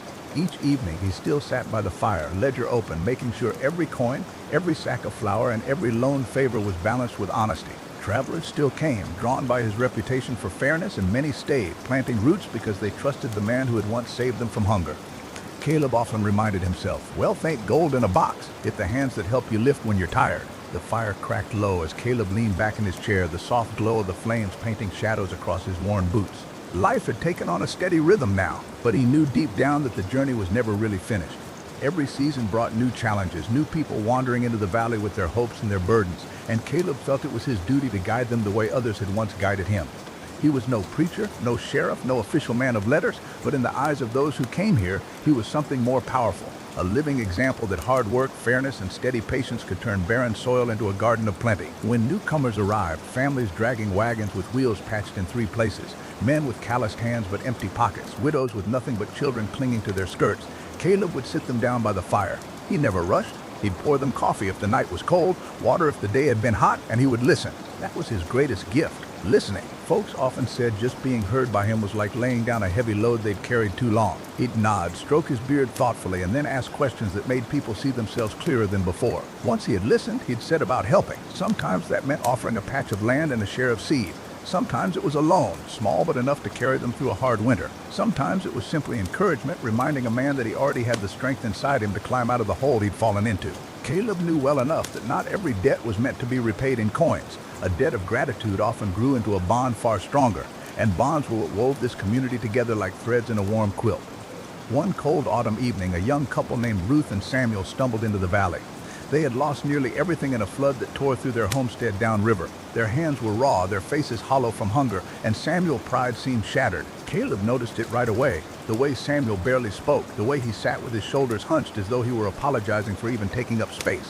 Caleb asked them to sit by the fire, gave them bowls of stew, and waited until their breathing slowed from the frantic rhythm of survival. Ruth explained their plight, her voice steady but tinged with sorrow. She carried the strength of both of them at that moment, while Samuel stared into the flames as if they might judge him. When she finished, silence fell heavy. Caleb studied the couple for a long time before finally speaking. "Land can wash away, tools can break, but grit," he said, his voice deep and calm, "grit don't wash away unless you let it. You two still got each other and you've come here. That tells me you haven't lost your fight." "Not completely." Samuel's eyes flicked up, surprised, as though Caleb had seen something in him he thought long gone. Caleb leaned forward. "I'll give you a piece of land, small but good soil, a team of oxen to help you start again, and seed for planting come spring. You'll owe me a share of the harvest, but only once you put back enough for yourselves. No man builds a fortune if his belly empty." Ruth's tears spilled, quiet but relieved. Samuel straightened a little, as though Caleb's words had given him permission to rise from his own ashes. They shook hands, and Caleb knew then that another seed, one not of corn or wheat but of hope, had been planted in the valley. As seasons passed, Ruth and Samuel became pillars of the growing community. Samuel regained his confidence, turning into one of the finest carpenters around, and Ruth ran a small bakery that filled the air with the smell of bread every morning. Caleb often smiled when he passed their home, knowing their children would grow up never fearing the hunger their parents once faced. And so it went. Each person who came into Caleb's life left changed, but Caleb himself was changed too. He never grew arrogant, but he did feel the weight of responsibility. Sometimes, late at night, when the campfire was nothing but embers and the valley lay quiet under starlight, he wondered why fate had chosen him to be the steward of all this. He had once been just another wanderer, a man with nothing but determination and a stubborn refusal to quit. Now, others looked to him as though he were the mountain itself, immovable, strong, everlasting. Yet Caleb knew better. He was flesh and bone, with doubts and fears that crept in when no one was watching. He often remembered his early failures, the nights he had gone to sleep hungry, the mornings when frost had killed entire fields. Those memories kept him humble. They reminded him that wealth was never guaranteed, no matter how much a man had built. Wealth was like fire, useful, comforting, powerful, but only if tended carefully. Neglect it and it would vanish. Grow reckless and it would consume everything. One rainy night, a storm unlike any the valley had seen in years rolled through. The river swelled, thunder cracked like a war drum, and winds bent trees nearly to the ground. Caleb stood at his window, lantern in hand, watching as rain pounded the earth. He knew storms tested not just the strength of the soil, but the strength of the people. Sure enough, the very next day, folks came to him with worries. Barns had lost roofs, fences had collapsed, and crops lay flattened in muddy fields. Caleb wasted no time. He rallied the able-bodied men and women, dividing them into groups to rebuild fences, patch roofs, and salvage whatever harvest could be saved. He worked alongside them, his hands blistering, his clothes soaked through, but he never slowed. When exhaustion threatened to drag others down, they looked to Caleb and found renewed strength. He had a way of making people believe that if he could keep going, so could they. In the weeks after the storm, the valley grew stronger than ever. People realized that wealth wasn't just the grain in the silos or the coins in the strong box. It was the resilience they had when they stood shoulder to shoulder, helping one another. Caleb, standing at the center of it all, felt pride swell in his chest. Not the pride of vanity, but the pride of a father watching his children grow into something greater than himself. As the fire burned low that night, Caleb's thoughts wandered again. He imagined future generations sitting under these same stars, telling stories of the early days, of how one man's stubborn belief in honesty and hard work had carved a haven out of wilderness. He hoped they would carry those lessons forward, adding their own chapters to the story, never forgetting that true wealth was measured not by gold, but by the lives uplifted, the hands held, and the community built. And with that thought, Caleb closed his eyes, listening to the crackle of the fire, the soft murmur of rain still dripping from the eaves, and the steady heartbeat of a valley that had learned how to turn struggle into strength and strength into peace. The long trail of Amos Whitaker out, where the plains stretched so wide they near touched the sky, there lived a man named Amos Whitaker. He wasn't no gunslinger, no outlaw, not even a ranch baron with herds blotting the horizon. He was just a wiry fellow with a steady gaze and the quiet patience of a man who'd seen too many winters to rush at life. Amos had been a ranch hand most of his days, mending fences, driving cattle, and working under men who measured success in head count and acres. But Amos had something different in his bones. He believed true wealth wasn't in the size of your herd, but in the way you managed what you had.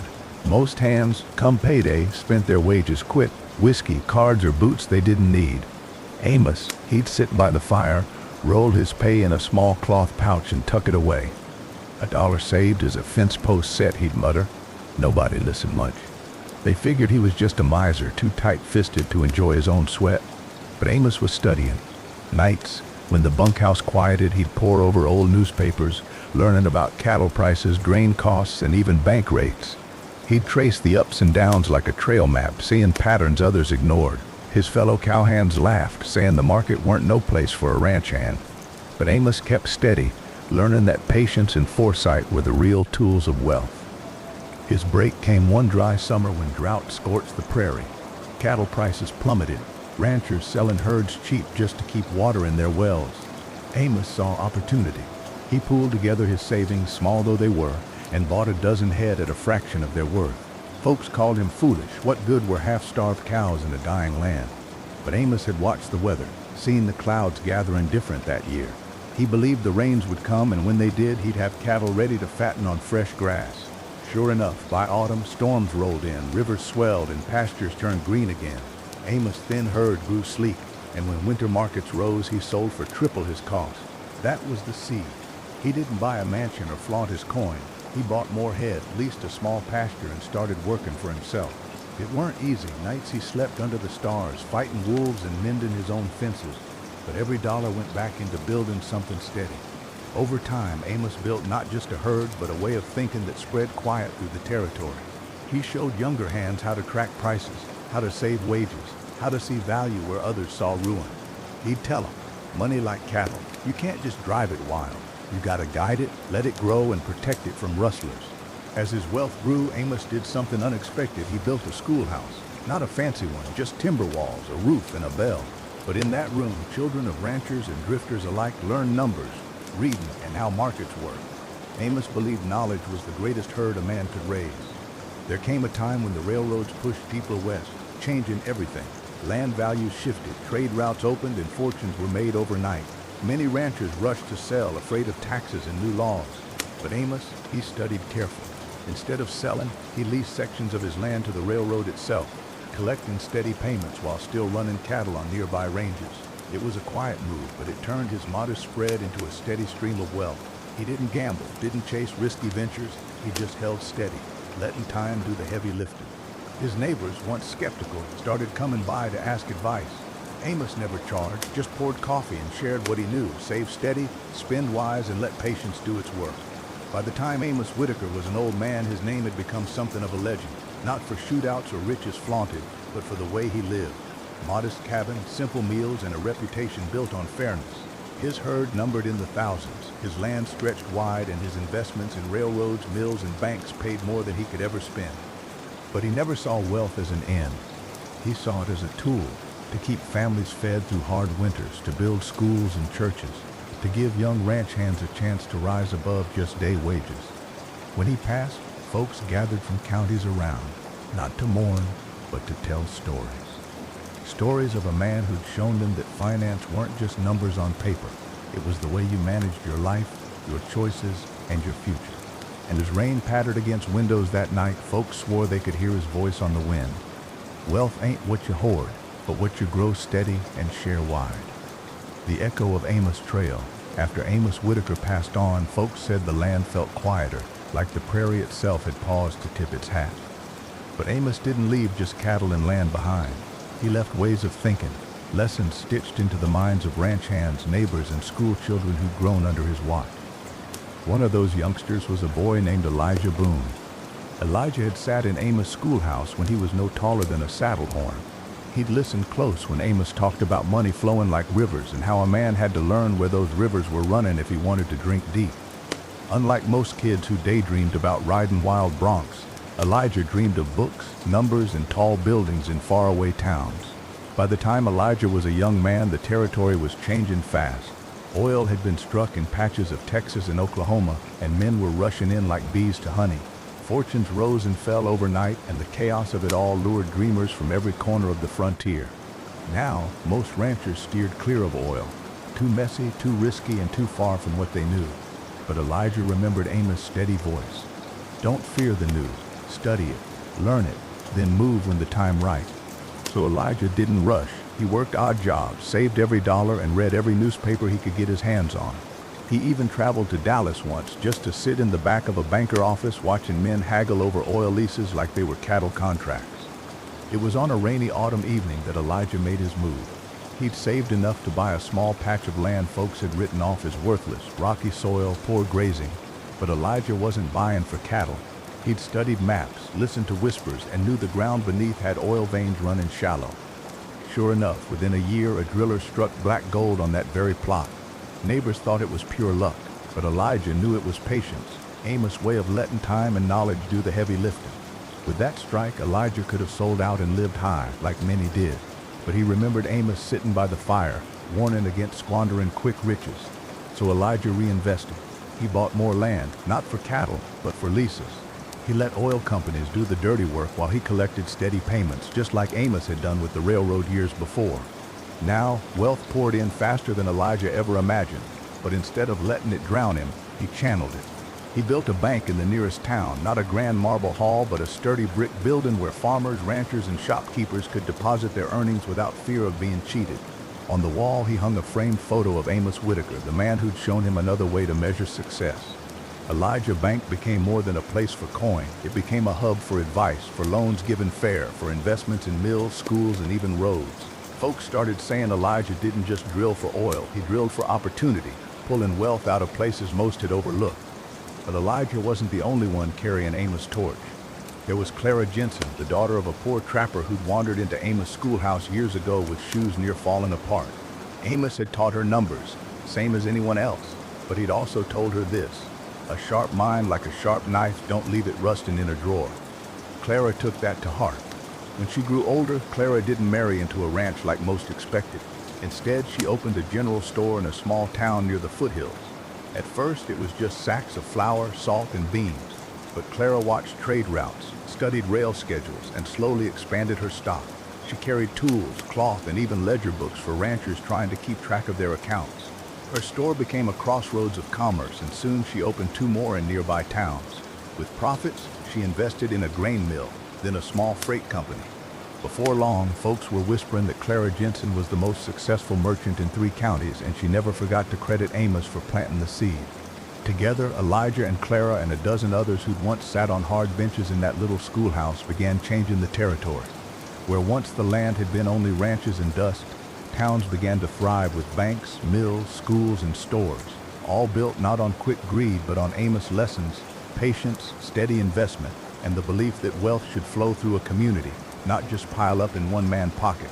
The old-timers at the saloon would shake their heads, saying, "This new world too fast, too complicated." But others would answer, "Nah, it's just Amos Trail carrying on, only now the herd made of ideas, not cattle." Years rolled by, and soon Amos' name wasn't just remembered in dusty stories. It was carved into stone. A school was named after him. The bank Elijah built bore his portrait in the main hall. Clara freight wagons carried his motto painted on their sides: "Wealth ain't what you hoard, but what you grow steady and share wide." Even when the Great Panic hit in the 1890s and banks failed across the nation, Elijah Bank held steady. Folks said it was because he'd been taught never to gamble with money that wasn't his. And while other towns starved, his community pulled through, lean but unbroken. By the time the 20th century dawned, Amos Whitaker's legacy had spread far beyond cattle trails. His students had become bankers, merchants, oilmen, and teachers, and though each carved their own path, they carried the same compass: patience, discipline, and generosity. And so it was said that Amos never truly died. His campfire kept burning in the choices of every man and woman who believed wealth was something you built steady, tended careful, and shared wide. The steel rails and the stock ticker.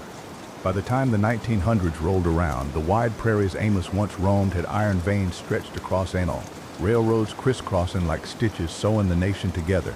Steam whistles echoed where coyotes once howled, and factories rose in towns that used to be no more than a saloon and a water trough. Amos' pupils, now older and seasoned, found themselves facing a new world. Elijah Boone oil fields were pumping steady. Clara Jensen freight wagons were humming along, and both of them knew the game had shifted.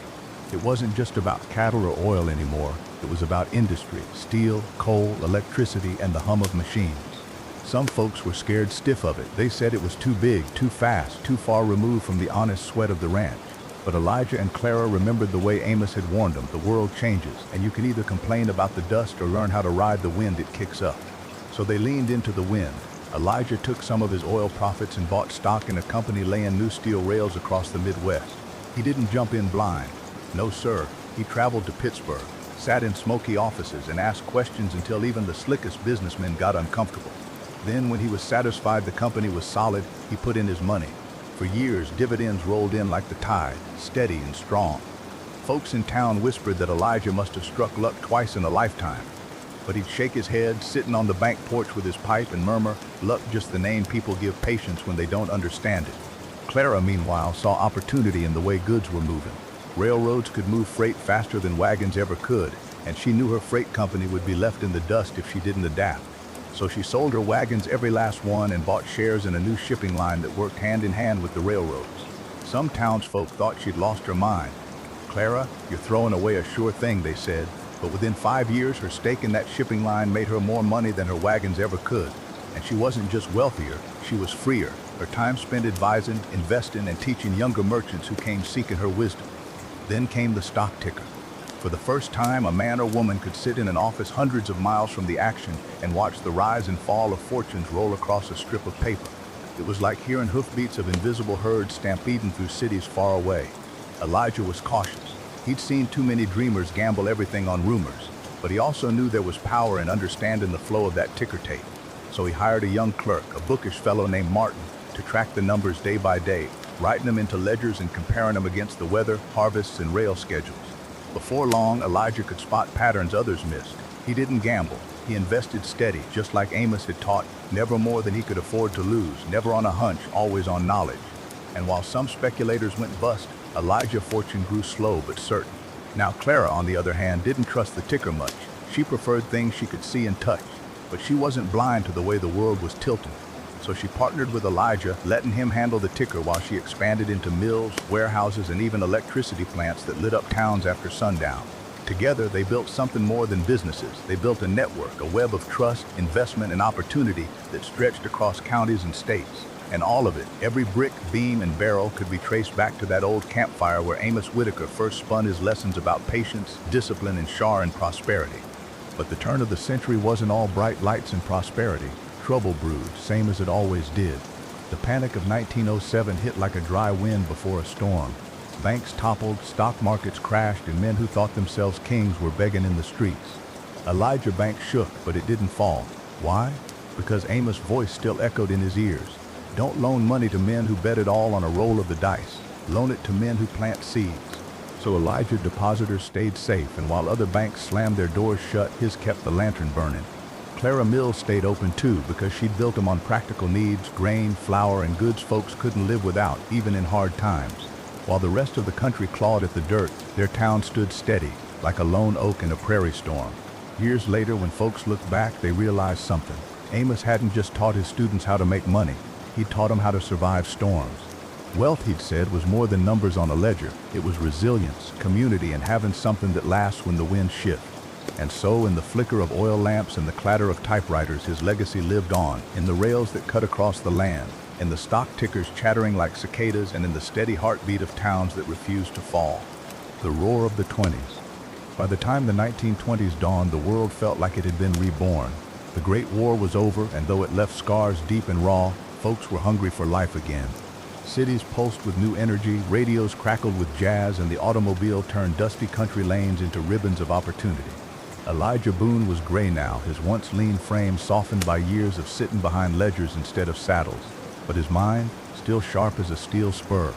He watched the world rush forward, cars, airplanes, electric lights bright enough to turn midnight into midday, and he couldn't help but smile. Clara Jensen, too, had silver streaks in her hair, though her step was spry and her eyes fierce. She managed her businesses with the same steel backbone she had when she'd first traded her wagons for stock shares.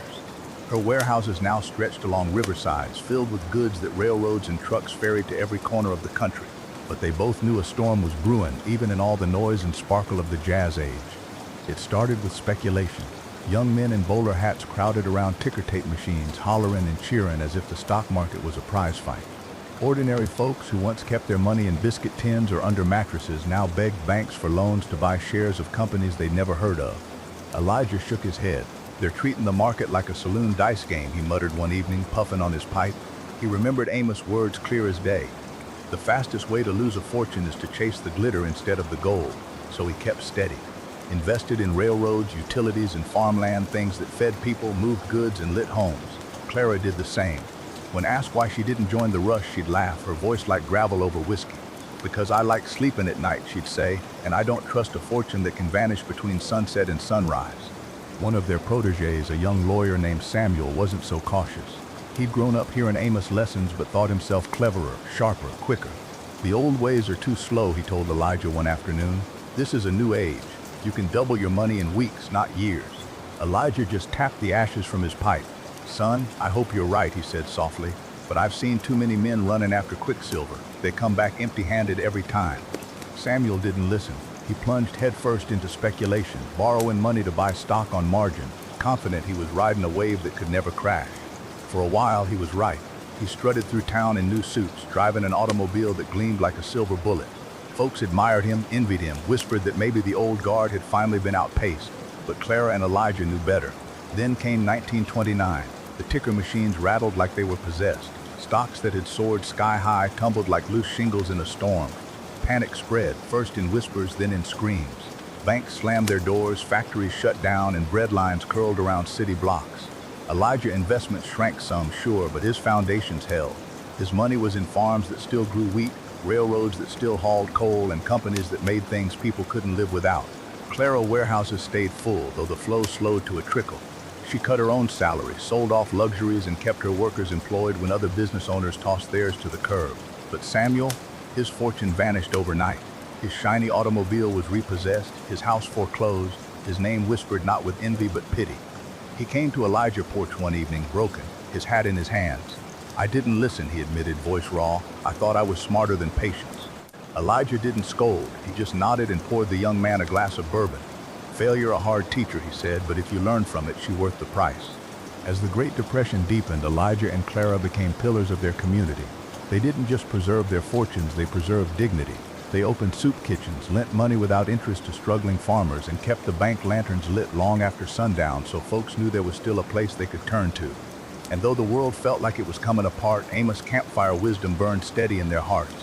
They passed it down, not just in words but in actions, patience in the face of panic, discipline when the world screamed for excess, generosity when greed had drained the land dry. Years later, when the nation clawed its way out of the Depression, townsfolk told stories about how their little community had endured. They said it was because of Elijah Boone, who never let fear dictate his investments. They said it was because of Clara Jensen, who built warehouses that became lifelines when times were lean. But Elijah and Clara knew the truth. The credit didn't belong to them alone. It belonged to Amos Whitaker, that old cowboy whose voice still seemed to echo in every decision they made. "Wealth ain't measured in gold or paper," he'd said long ago, sitting by the fire. "It measured in how well you weather the storms and in how many folks you help stand when the storm passes." And so the legend carried on, not in ledgers or bank vaults, but in hearts that remembered the war years. By the time the 1940s rolled around, the world was once again holding its breath. The echoes of the Great Depression hadn't yet faded when the rumble of another war spread across oceans. Factories that had once sat idle now roared with production, and men lined up not for bread but for enlistment papers. Elijah Boone was an old man by then, His back was bent, his beard white, but his eyes still sharp as a hawk. Clara Jensen, spry even in her 60s, ran her warehouses with the same grit she always had. She saw opportunity in the chaos, though never at the expense of conscience. Wars break men, she said one evening, sitting across from Elijah on his porch, the radio humming faint news from Europe. But they also forge economies. If we're careful, if we're steady, we can help build something that lasts after the guns go quiet. Elijah nodded slowly. The trick, he murmured, is making sure we don't let greed drive the wagon. When America entered the war, their community changed overnight. Young men traded plows for rifles, and the railroads rattled with shipments of steel, grain, and boots. Clara warehouses became vital depots, stocking everything from canned goods to machine parts. She didn't gouge prices, though she could have. Instead, she worked with the government, accepting fair contracts that kept her workers employed and their families fed. Elijah, too frail for factory floors, used his mind instead. He advised banks on how to steady their lending, counseled farmers on rationing crops wisely, and wrote long letters to young businessmen leaving for war, reminding them of Amos' lessons. Patience is wealth, he wrote. Discipline is wealth. Generosity is wealth. Don't let the battlefield blind you to that. In those war years, sacrifice became the new currency. Families planted victory gardens in their yards, women worked lathes and presses, and children collected scrap metal from alleys. The whole country felt stitched together by the same thread, survival. Clara became something of a legend in town. Folks said she had a gift for turning scarcity into strength. When rubber was rationed, she found a supplier in Mexico who shipped enough for her truck fleet to keep running. When sugar vanished, she struck a deal with a farmer in Cuba. Adaptation, she'd tell her workers, ain't about being clever for a day, it's about staying steady for decades. The war raged on, and telegrams with bad news darkened too many doorsteps. Elijah lost his grandson in France. Clara wept when she heard of young Samuel Jr., the son of that ambitious lawyer who'd once chased speculation, fallen in the Pacific. But even in sorrow, the community stood firm. Every funeral was followed by neighbors bringing bread. Every widow found work in the warehouses. Every orphan had a warm meal at the kitchen Elijah Bank sponsored. "We endure," Elijah whispered once at a memorial service, "that the only way to honor the fallen by keeping on." When the war finally ended in 1945, the town erupted in joy. Church bells rang, factories blew their whistles, and men marched home to ticker-tape parades. But beneath the celebrations, Clara and Elijah both knew this was only the beginning. The post-war world was hungry for homes, for automobiles, for refrigerators, for peace. Industries that had churned out tanks now turned to tractors. GIS, backed by government loans, wanted to start businesses, buy land, raise families. Clara seized the moment. She expanded her warehouses, filling them with everything households would need to rebuild their lives. But she didn't expand recklessly. She remembered 1929, remembered how speculation had gutted so many dreams. Instead, she built steady contracts, secured long-term suppliers, and reinvested profits into the town itself, schools, roads, hospitals. Elijah, though frail, still offered counsel. Young men gathered around his porch to hear his gravelly voice recite Amos' old campfire lessons, now seasoned by decades of trials. "Don't chase the quick buck," he'd say, coughing into his handkerchief. "Invest in what feeds, what shelters, what lasts. Don't let pride blind you to patience, and above all, remember that your wealth ain't just yours. It belongs to the community that raised you." One evening in 1948, Clara sat with Elijah as the sun dipped low, painting the sky in gold. His hands trembled now, his pipe cold and forgotten in his lap. "You ever think Amos knew we'd carry his words this far?" Elijah asked quietly. Clara smiled, though her eyes were damp. "He didn't have to know. He just lived them. That all any of us can do." Elijah chuckled, though it was thin. "Well then, I reckon I've done my part." A few weeks later, Elijah Boone passed in his sleep, leaving behind not just wealth, not just land, but a legacy of patience, wisdom, and generosity. At his funeral, Clara stood tall, her voice strong though her heart ached. "He taught us that money is a tool, not a master," she said to the crowd. "That a man's fortune is measured by how many lives he lifts, not how many coins he counts." We will carry that truth, and we will honor it. The crowd bowed their heads. The campfire of Amos' wisdom still burning passed from one generation to the next. And as the 1950s began, Clara found herself at the helm of a new era. The town grew into a city, the warehouses into corporations, but she never let the old ways fade. She still sat with young entrepreneurs, telling them about Elijah, about Amos, about the importance of building wealth that outlasted storms. She'd laugh sometimes, leaning back in her chair, eyes distant. Funny things, she'd say. It all started with a cowboy sitting by a fire, telling stories, and here we are, still living by his words. The listeners, often young men and women with stars in their eyes, nodded, and they carried those words forward into a world that was changing faster than a horse could run. The 1950s rolled in like a fresh dawn, warm and bright. America was alive with promise.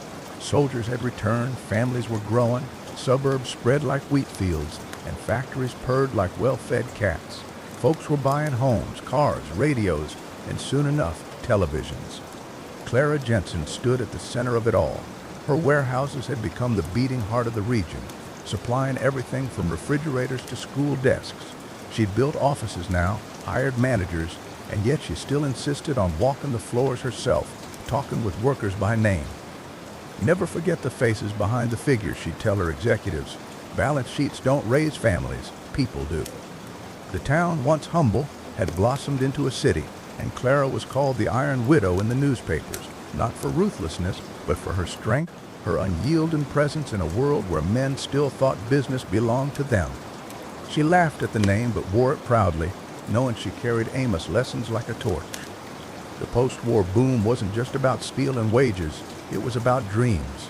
The government poured money into highways, making cars a necessity. GI loans turned young couples into homeowners. Television brought the world into living rooms, shining with polished smiles and jingles that made consumerism a new religion. Elijah's grandson, Thomas Boone, stepped into that world with both eagerness and caution. He'd grown up hearing Amos' words secondhand, carried through Elijah porch talks and Clara mentorship. Now, as a man in his 30s, he sought his fortune in construction. Folks don't just want roofs, he told Clara one evening over coffee in her office. They want homes. Homes with fences, gardens, and enough room for their kids to run. Clara leaned back, eyes twinkling, then give it to him, Thomas, but build 'em to last. Don't cut corners for a quick buck. A man home is his anchor. Treat it like gold. Thomas did just that. With borrowed money, carefully borrowed, under Clara guidance, he built neighborhoods. Rows of modest, sturdy houses sprang up, each one sold before the paint dried. Families poured in, paying mortgages with steady factory wages, and the city grew outward in neat suburban circles. But Thomas remembered his grandfather's warnings: patience, discipline, generosity. He set aside part of his profits to fund parks, libraries, and community halls. Parents trusted him, neighbors respected him, and his reputation spread far beyond the county line. It wasn't long before bankers and politicians came knocking. Expand faster, they urged. Their demand: double your loans, triple your growth. But Thomas shook his head.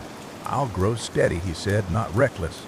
That patience kept him safe when interest rates jumped in the late 50s, sinking over-eager developers who had borrowed too deep. Thomas weathered the storm, his neighborhood still standing proud, his debts paid on time. Folks whispered that the Boone name carried luck, but Thomas knew better. It wasn't luck, it was legacy. Meanwhile, Clara, now in her 70s, found herself less on warehouse floors and more at university halls. Colleges invited her to speak, curious how a woman of her generation had built an empire. She stood before young faces, gray hair tied back, her voice steady. You think success is about being clever, she told them, but it ain't. It's about being steady when others panic, generous when others hoard, disciplined when others gamble.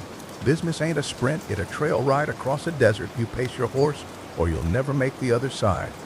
Her words lit fires in those students. Some chased Wall Street, others started small shops, but many carried her voice in their heads long after graduation. The 1960s brought change faster than anyone could saddle. Music filled the airwaves, civil rights movements shook the streets, and young people questioned everything their parents had built. Thomas watched his workers' sons march with protest signs, his daughters speak of equality and opportunity. At first, he worried. Will they tear down what we've built? He asked Clara, now frail but sharp as ever. She smiled, slow and thoughtful. Every generation asks that, Thomas. Don't fear their questions. Fear only the silence that comes when no one willing to ask him. He nodded, realizing that wealth wasn't just about money or houses. It was about building a society worth living in. So he funded scholarships for local youth, regardless of color or creed. He opened his construction business to hire those often left out. And though it ruffled feathers, he stood firm. Fortune, he told his children one night by the fire, ain't measured by what you hoard, it measured by the bridges you build. In those years, the campfire stories of Amos Boone still lingered like smoke on the wind. Thomas told them to his own children, who listened wide-eyed as he spoke of a cowboy who'd once sat under stars, warning of greed and teaching patience. And though the world now roared with television and highways, those lessons still felt as true as the steady beat of a horse's hooves. The city, once a dusty town, now sparkled with neon signs, glass towers, and busy streets. Yet in its heart, the Boone name and Clara legacy lived on, proof that steady hands and generous spirits could shape not just fortunes, but futures. The 1970s dawned not with promise, but with shadows. The world was restless. War overseas drained wallets and spirits, and the oil embargo sent fuel prices climbing higher than a hawk on a summer updraft. Gas lines stretched for blocks, tempers flared, and for the first time in decades, Americans questioned whether tomorrow would really be brighter than today.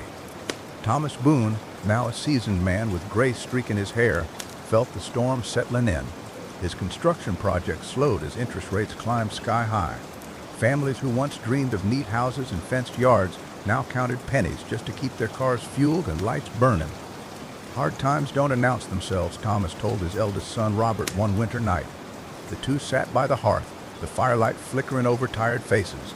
They sneak in, quiet as coyotes, until one day you realize they've taken a seat at your table.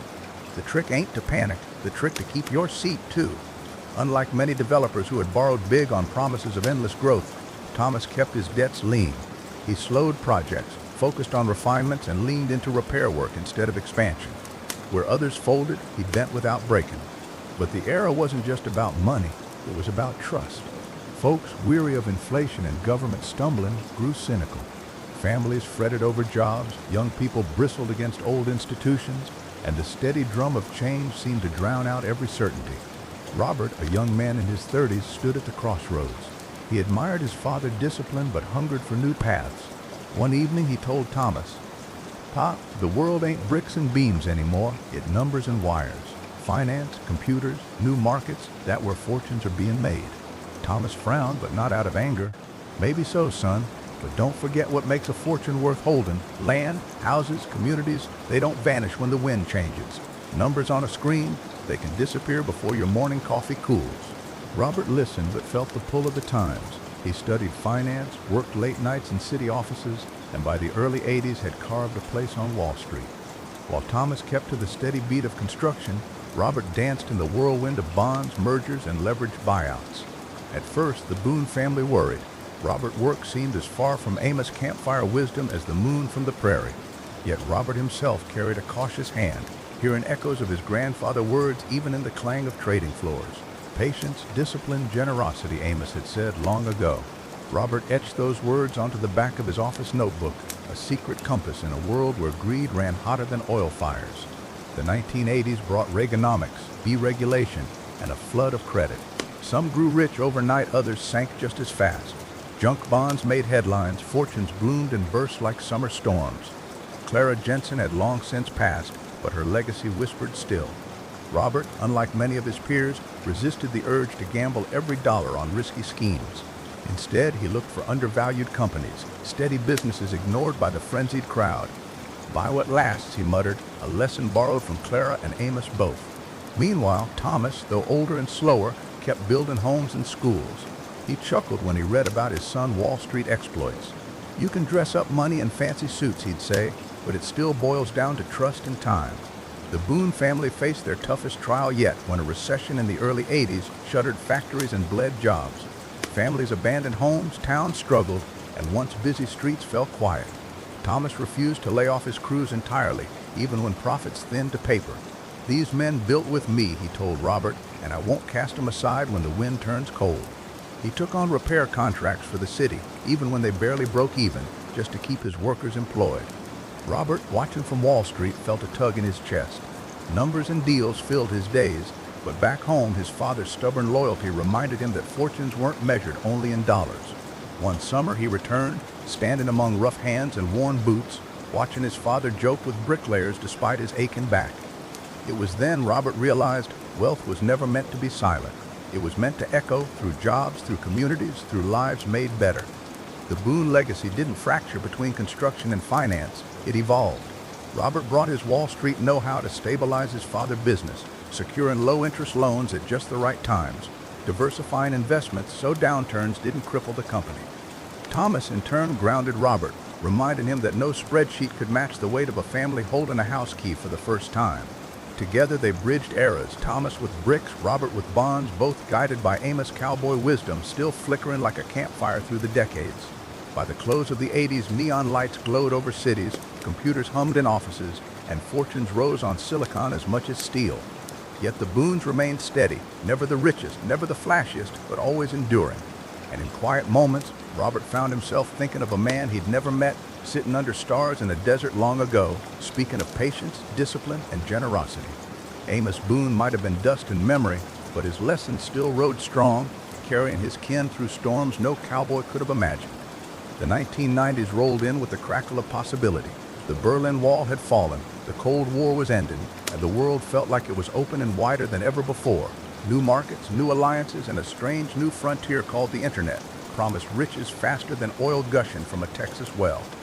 Robert Boone, now a middle-aged man with salt flecking his dark hair, found himself watching this new frontier with equal parts excitement and caution. He'd survived the chaos of the 80s by keeping steady, but this was something altogether different. His son Daniel, just out of college, saw none of the dangers. "Dad," he said one Thanksgiving, laptop open on the kitchen table, "this thing gonna change everything. Shopping, banking, even how people talk to each other. We can invest in companies that don't even need buildings, just websites." Robert frowned. "Son, wealth built on nothing but promises is like a barn raised without nails. First strong wind, and it gone." But Daniel's eyes sparkled with conviction. "Maybe. But what if this is the wind itself? What if we're the ones riding it, not bracing against it?" By the mid-90s, the Boones were standing at a crossroads again, much like when Robert had split from his father Thomas' bricks and mortar ways. Daniel dove into venture capital, investing in tech startups alongside other young dreamers who spoke in acronyms and carried more confidence than caution. Websites sprouted faster than weeds, each claiming to be the future. Robert shook his head but gave his son leeway, remembering how Thomas had once trusted him to carve his own path. "Just keep Amos rules in your pocket," Robert said one evening. "Patience, discipline, generosity. Don't let the shine blind you." Daniel nodded, but the truth was, patience seemed outdated in the dot-com world. Overnight millionaires filled newspapers, stock tickers flashed numbers climbing skyward, and even seasoned investors forgot the lessons carved by decades of storms. By 1999, Daniel had struck gold, or what looked like gold. He backed a small e-commerce company that rocketed to $1 billion valuation within months.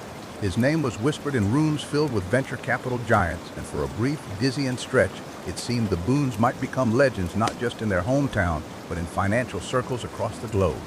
Robert visited his son Manhattan office one spring. Glass walls, buzzing phones, screens glowing with green arrows pointing upward. He stood quiet, watching the chaos before finally saying, "It mighty loud for a room that don't seem to own much more than air." Daniel laughed nervously, but in his heart he knew his father wasn't wrong. The crash came in 2000, swift and merciless. Overnight, billions in paper wealth vanished like morning mist. Daniel's prized investment crumbled.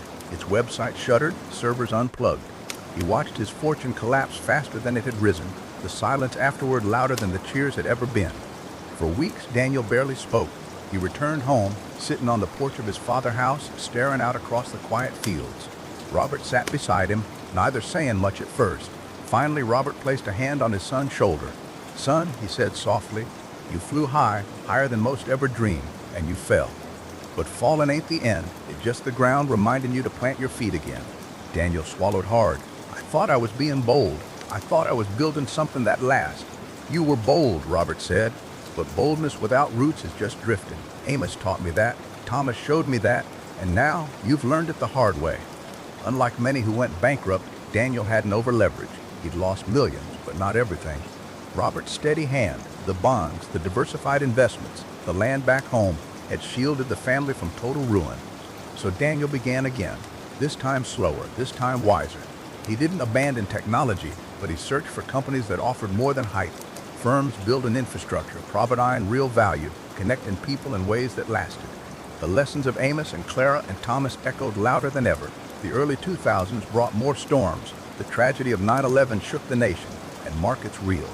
The Boones, like everyone, felt the grief heavy in their chests, but even in sorrow they stood together. As globalization stretched its reach, Robert, now approaching retirement, watched with mixed feelings. Jobs flowed overseas, factories closed, but opportunities opened in new corners of the world. Daniel, older and steadier, built partnerships with firms in Europe and Asia, careful to keep each move tethered to real value. In 2008, the world trembled again when reckless lending and speculation brought the financial system to its knees. Banks fell, markets crashed, and panic spread. Robert, by then an old man, shook his head at the sight.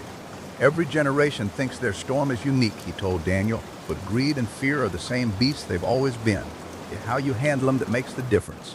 The Boone family weathered the crisis, not untouched, but unbroken. They leaned on land, on steady businesses, on community.